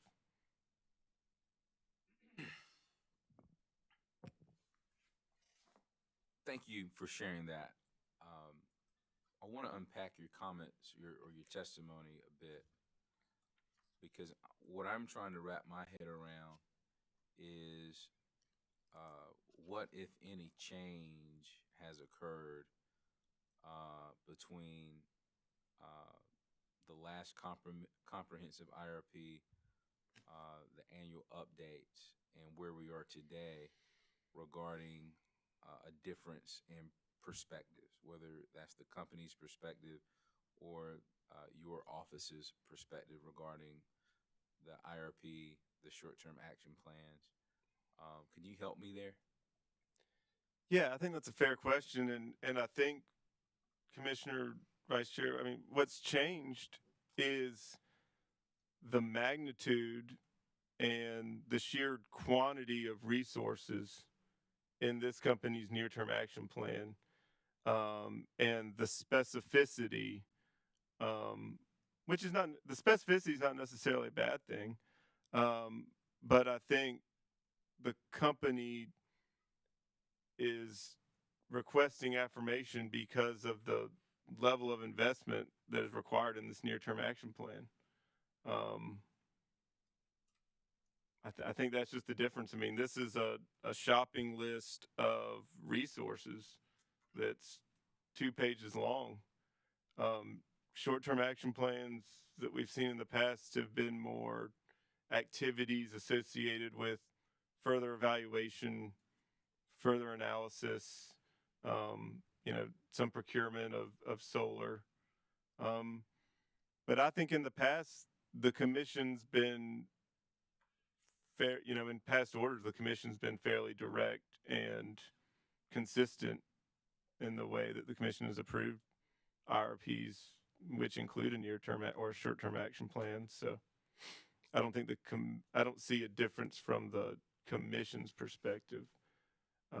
I think ORS's concern lies in if there was some type of change and there was further authorization or affirmation from the commission regarding specific resources, that could risk foreclosing the commission, ORS, or other parties to potentially challenging the reasonableness or prudence of resources down the road or decisions that the company makes down the road.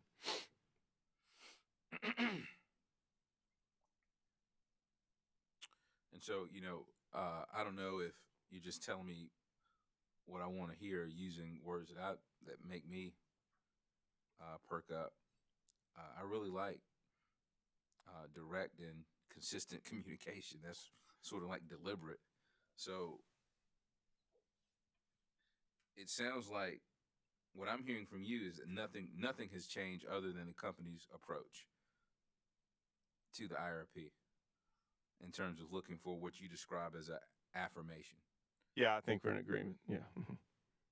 Yeah, I mean, the ORS reviewed this IRP consistent with the way that we've reviewed every IRP filed since the passage of Act 62. I mean, nothing's changed. I mean, in fact, we've used the same consultant, that you'll recognize, Mr. Hayett and Ms. Welborn when they testify after me. So, I mean, there's consistency from our approach. Understood. Don't blame me for asking you to work with me to try to do the impossible in terms of mind reading. But my football and strength coach used to tell me we can do anything if we try hard enough. So I want you to just struggle with me to try to identify if what has changed, if ORS hasn't changed their approach in reviewing the IRPs, and the commission has been consistent in our approach in reviewing and ordering or making an ultimate decision, what could have changed from the company's perspective or in the company's world to cause them to change their approach? So, I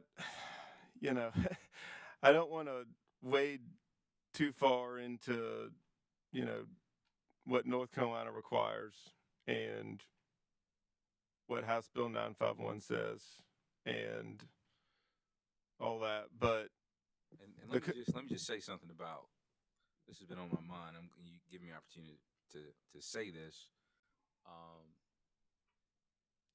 I love the North Carolina Commission and the commissioners there.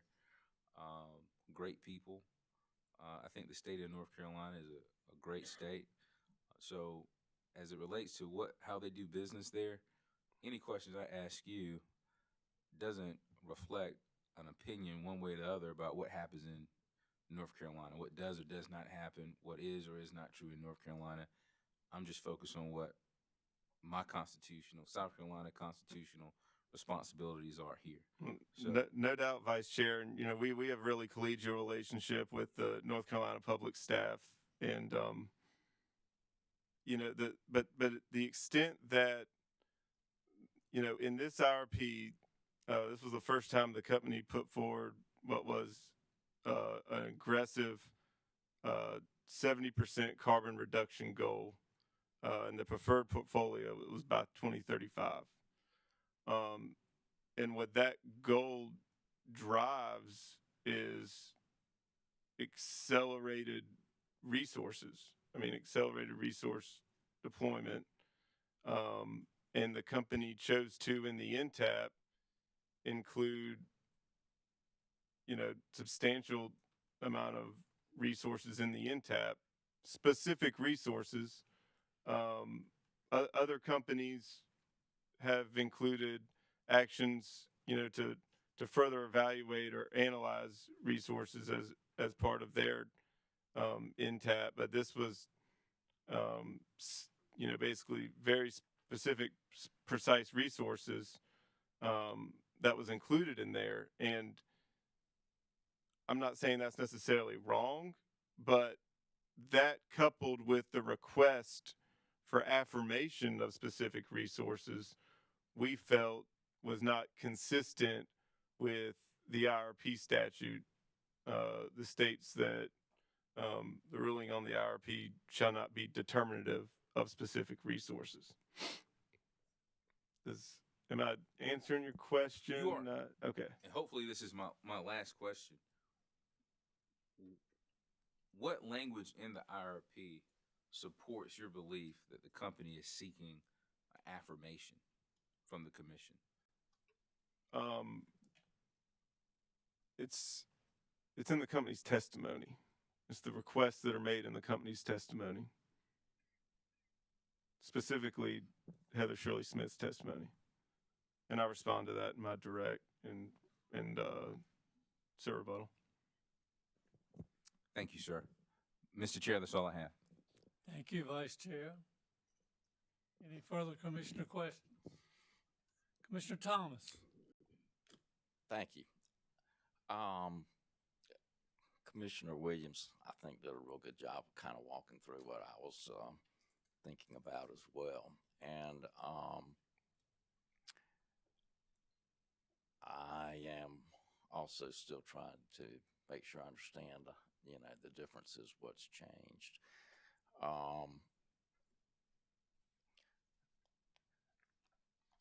It definitely seems to me that North Carolina law changed, and I'm not an expert on the North Carolina law, but I'm not an expert on any law.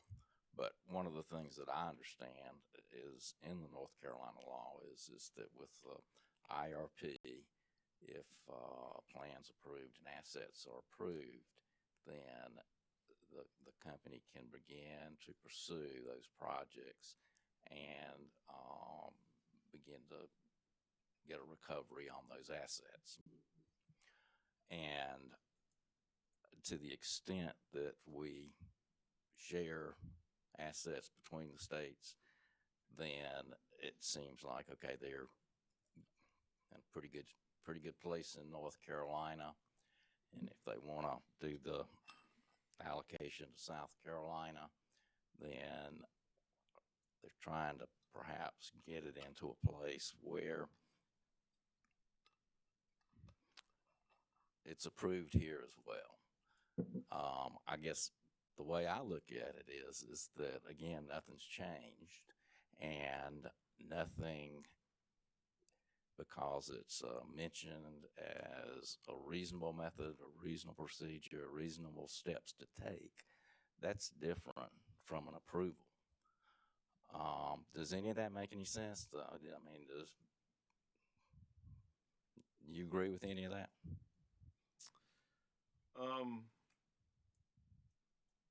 I think with the IRP being the basis for planning, with being a guide for planning, I think that's reasonable.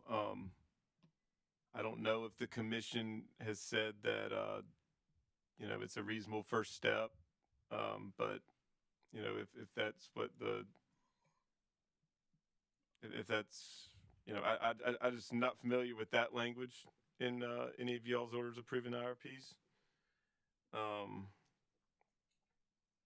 don't know if I'm answering your question.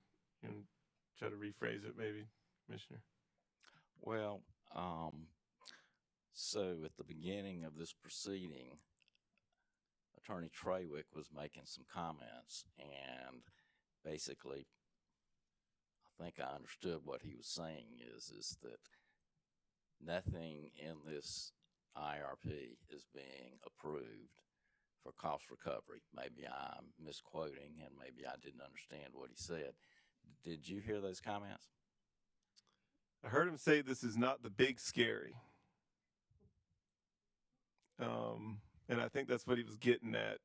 And I guess sort of my alternative view is that, well, two things. First, this is the same IRP that was filed for the Duke Energy CPR IRP in North Carolina. That proceeding happens every 2 years. So, as far, like sometimes when we talk about, the differing in laws, I don't see like necessarily what's happening in North Carolina is static. Meaning if, if a plan is approved in North Carolina and a different plan is approved in South Carolina, I mean, is that the end of the world? I mean, is that at the end of the day going to change the resources? I mean, I don't know. What ORS attempts to do, when we review a company's IRP, for compliance with the statutes and compliance with prior commission orders, and try to provide the commission with a perspective as to how the company's preferred portfolio balances the 7 factors provided in Section 40C2, I think it is. You're familiar with the 7 factors the commission has to balance. So that is the impetus of what drives our report. And then, sort of leave the decision to the commission. All right, thank you, I appreciate it. Commissioner Carolee Williams. Thank you, Chair Powers. Good afternoon. I want to draw your attention to Exhibit 17 that was just entered and ask you some questions about that. That is the document that Attorney Welburn shared with all of us and was entered into exhibit. And it might help to put it on the Elmo. Thank you. Sorry to ask for that, but there are categories. Do you have that, Mr. Salter? Yes, I have it right here. So the categories at the top are the docket number, the project, and the justification. And I gathered that Duke Energy produced that document as a summary. Thank you very much, Mr. Welburn. As a summary of what had happened. What I notice under justification is in each case it says resource is needed based on utilities IRP. My question is, and I realize this is a simplification of a very complicated project, but I think it gets to the question I have. The project, for example, in the top line for 2022-93E and 97E is construction of 2 100-megawatt solar projects. Do you believe that in that order, the commission authorized those solar projects at 100 megawatts? Each? 2 100 megawatt Yes. each? That's correct. Mm-hmm. We authorized it. We in the certification to construct in the IRP. That's the specificity of the project. No, ma'am. No. And do you think that? So I know this is a generalization. Resources needed based on utilities IRP, but did we define the megawatts in each of those cases that was to be developed, or was it a conceptual idea that about this much solar would meet a need? Yeah, I mean, generally, the commission would, the commission-approved IRP would include a portfolio of resource additions and retirements, generally by year, as sort of a framework, or, back to the word guide, as a guide for utility resource planning. And as ORS, I think when he's looking at justification, I'm not sure if I was thinking of it in terms of ORS's testimony in this case. So just looking at staying with the 200 megawatt, but right. He may have actually been, now that I'm thinking about it, he may have been referring to the commission order, but I'm just saying from our approach when we review these, looking at the IRP plan is a strong data point to help justify the need for a facility, and that it supports system economy. But I want to make sure that we all understand that that's not the only need. I mean, an IRP uses generic cost information It doesn't model the transmission system, which can add substantially more cost to certain resources.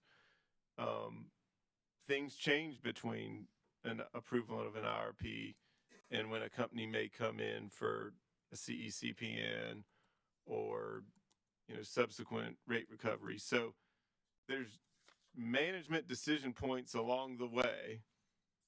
The IRP is one in which the commission is involved with, but there's other decision points along the continuum making decisions to add or retire resources from the system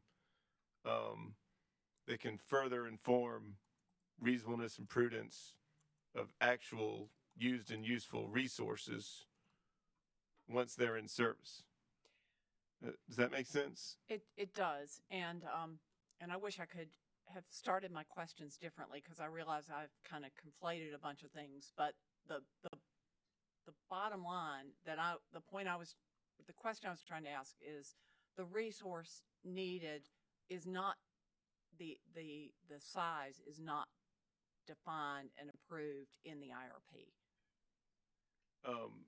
It is no, not for specific resources. Right. And in fact, I mean, if you look at this example, I mean, this was independent, what I term an independent power producer that had bid into a previous Santee Cooper before CPRE, but their solar RFP.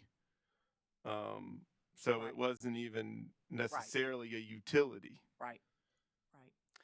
I guess the bottom line for me is in the IRP that we have before us, are we approving a certain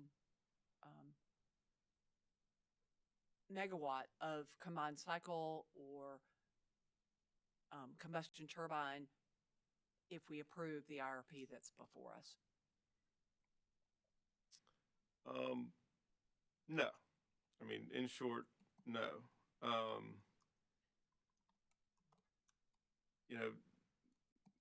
Since the IRP is not determinative of any specific resource or experience, the approval of a company's preferred IRP, including the near-term action plan, is a guide for generation and transmission planning. So, I mean, it's a guide. It's important, as I think, we see here. I mean, we take into consideration in siting cases, avoided cost cases. There are other cases that, it may be taken into consideration in, no doubt, but I don't believe you're approving specific megawatts of specific resources. Okay. Albeit that plan is important, and we look at it, stakeholders look at it, other participants in the marketplace may look at it, when thinking about making investment decisions. So, that answers your question. Yes. Is an IRP based on a multitude of dynamic assumptions, estimates that can change? Yeah, I mean, estimates in the IRP, that's one of the major activities when we're reviewing the IRP. I mean, I think this process has matured to the extent, and our review has matured to the extent where these estimates are not quite as dramatically different as they were at one time, between different sources. But then for, nascent resources like SMRs, advanced nuclear, offshore wind, which, frankly, no one has experience getting from A to Z, at least on the East Coast of United States, and really anywhere in the United States. And as far as SMRs go, there's no hard data. So, I mean, you are truly going off of estimates.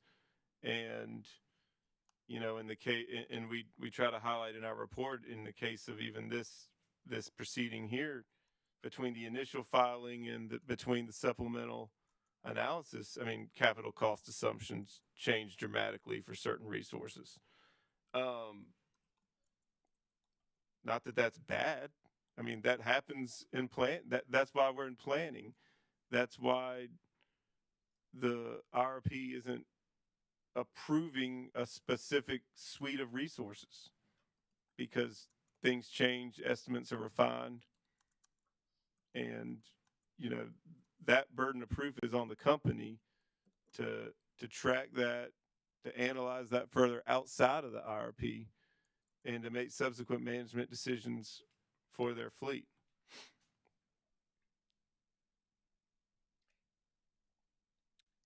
Has ORS given the company indication of your concerns about some of those resources, like you just mentioned, SNRs? So ORS's concern, which I basically just stated to you is in the report, is just that it's never been done before. I mean, it's first of a kind. It's got risk. So when we talk about the IRP chose a resource based on estimates, it's got risk.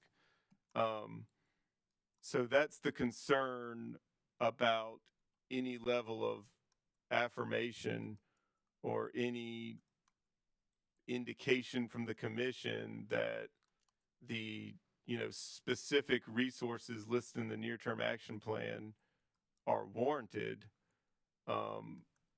That's what gives us pause.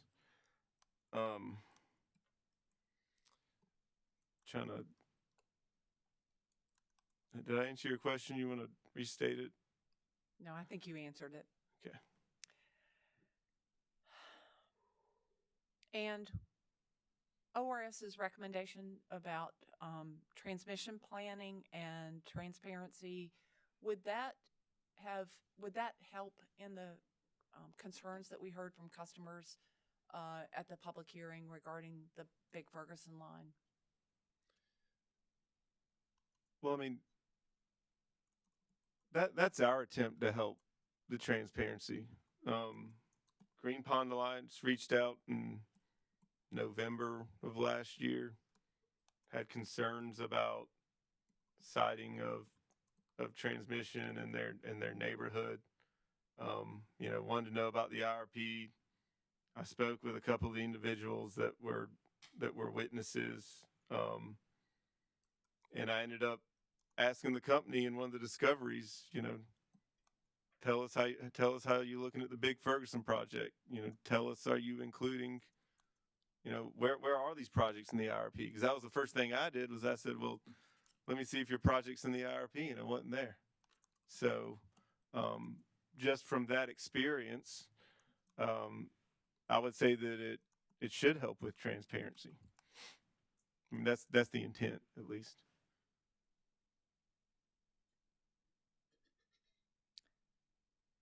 In the short-term action plan, near-term action plan, it looks like Duke is moving ahead with 3 natural gas plants of around 1,300 megawatts. Does that give you pause, concern?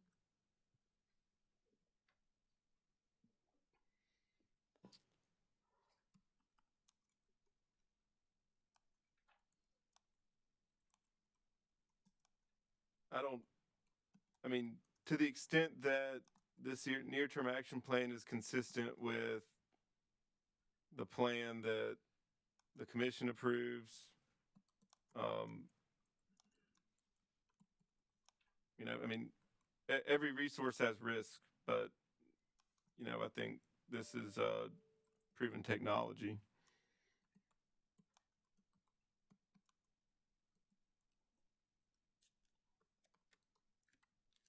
Go ahead. I'll just say we did have a recommendation for the company to, I think the term was evaluate or consider an all-source RFP, request for proposal, for resources in the 2030 timeframe. I mean, that's 6 years from now. Mm-hmm. And I think this third combined cycle would fall into that sort of reasonable time frame. And witness Hayek be able to discuss that recommendation more specifically with you. They have experience that they've been involved with all sorts of RFPs in other jurisdictions, so they sort of understand how they flow, how they process, how they inform IRPs on the back end with actual market pricing and data. But that, I mean, that's what I'll say is, that was our recommendation, was saying, okay, we see you have 2 near-term CCs. They're pursuing those in North Carolina. I mean, that's what this says, that they're filing CPCNs in North Carolina for those. But then there's a third out the 2030 time frame that could potentially be informed by an all-source RFP. But in terms of sizing and whether getting something right-sized, would the opportunity to define that be in the Siting Act process? Yes, for a specific resource, yes, I would think so. Thank you very much. Yep. Appreciate it.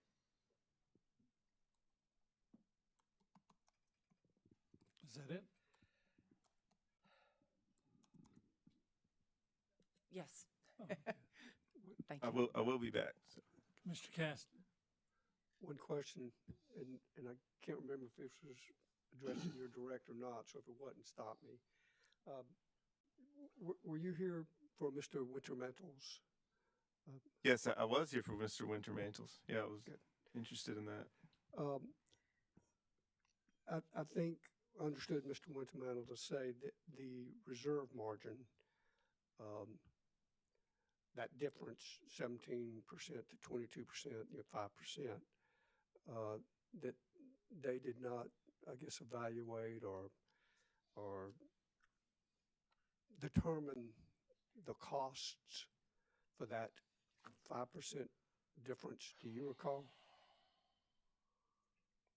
Yeah, I recall him saying that they didn't do any level of cost analysis for how much the incremental additional reserve margin, may cost.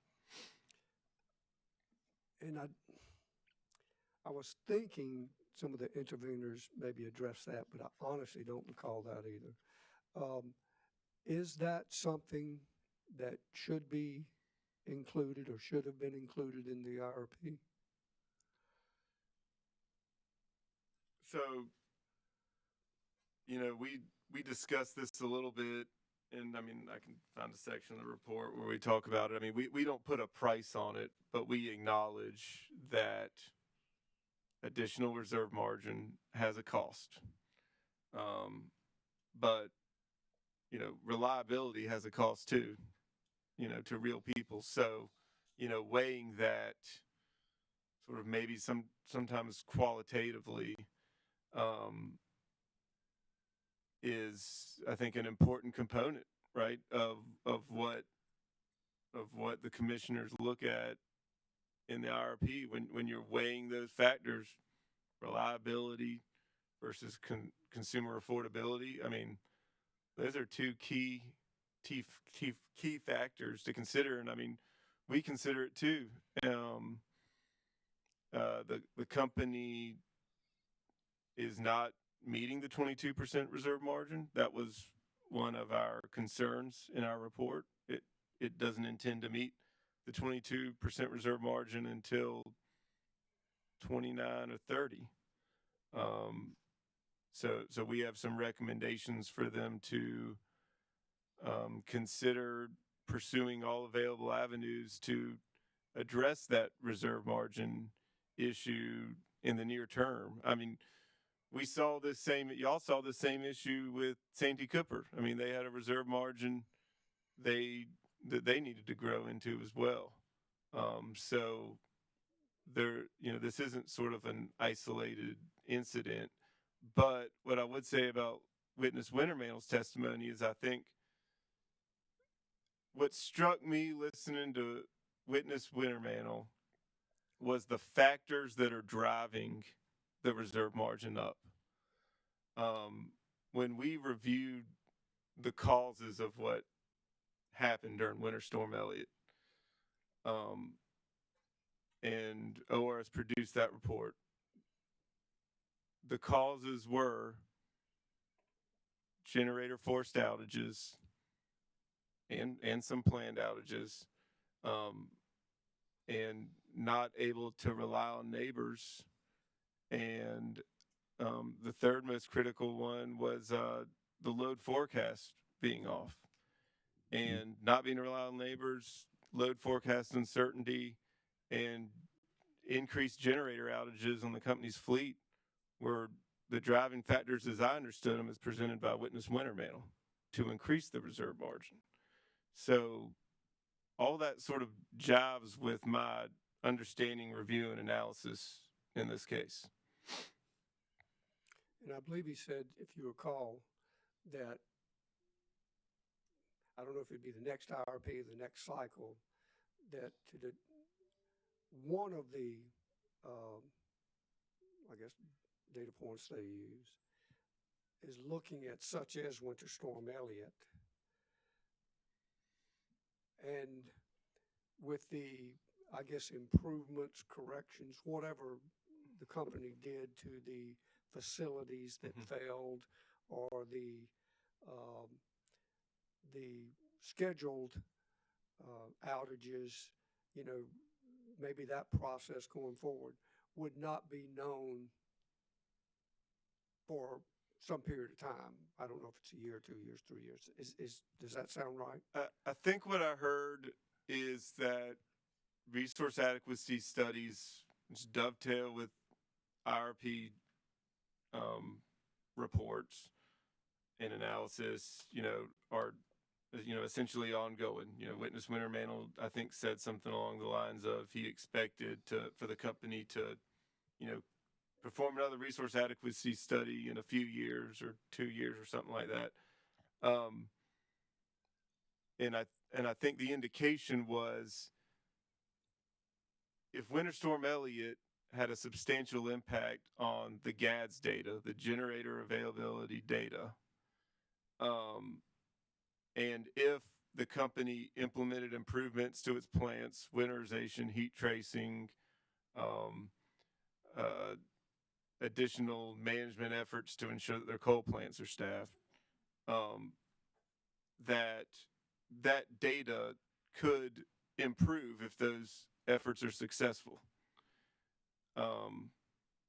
That's like GADS is like a 5-year rolling average. So you got to think, you know, as the 5 years roll, you know, so, you know, if you had a bad year, that may roll off, you know, sort of like a credit score. You know, you had a bad year, it sort of rolls off at the end. So as time moves, and assuming the fleet performance improves,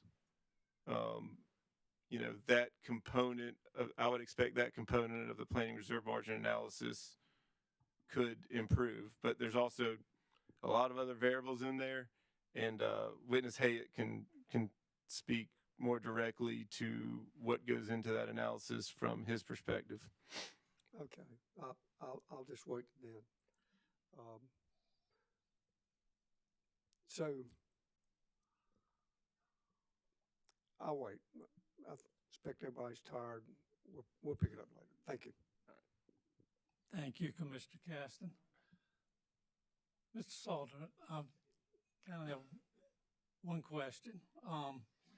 In your recommendations, you pretty much say that they do not have the information that should be contained under 5837-40B, and you're saying they haven't fully complied with the requirements of an IRP plan. But you're saying that as far as some of your recommendations, they should be addressed in a future plan. Is that kind of basically, or is that in some of your testimony? Well, is there a specific recommendation you're pointing at, or a specific part of my testimony? Well, about the not providing all the electrical transmission investments plan. If you're saying they haven't complied, and you want them to comply in the future, how do we approve a plan that doesn't comply with the requirements now? Well, I guess that's up to the commission, but what our thought was is we asked them for the information. The information we have now provided in our report. It's a compliance issue in that the information was not provided in the report, but it's not something that would necessarily change the outcome of the analysis of the subsequent evaluation of the capacity expansion plan or of the production cost modeling. So it's not necessarily, like, in my personal view, like a fatal flaw in the plan, but it's a compliance issue that needs to be addressed. We felt we sort of band-aided it here by including it in appendix. Maybe that wasn't enough, but that was sort of our feeling, and that if the company would comply in future IRPs, that would meet the statute. Well, it just made me think of, let's say I'm driving down the road and I get stopped for speeding, and I just tell the officer, I said, I'll tell you what, I'm not going to do it next year, but let's just forget this one. Either you comply or you don't. I mean, that's maybe my logic's off, or maybe I'm overthinking it. But maybe we can address it later. As far as redirect, I'm sure you have some. All right. We'll take a lunch break now, and if we could, it's 1:15, be back at 2:15. Is that possible? And in the meantime, Mr. Salter, you're still under oath. Okay. Thank you.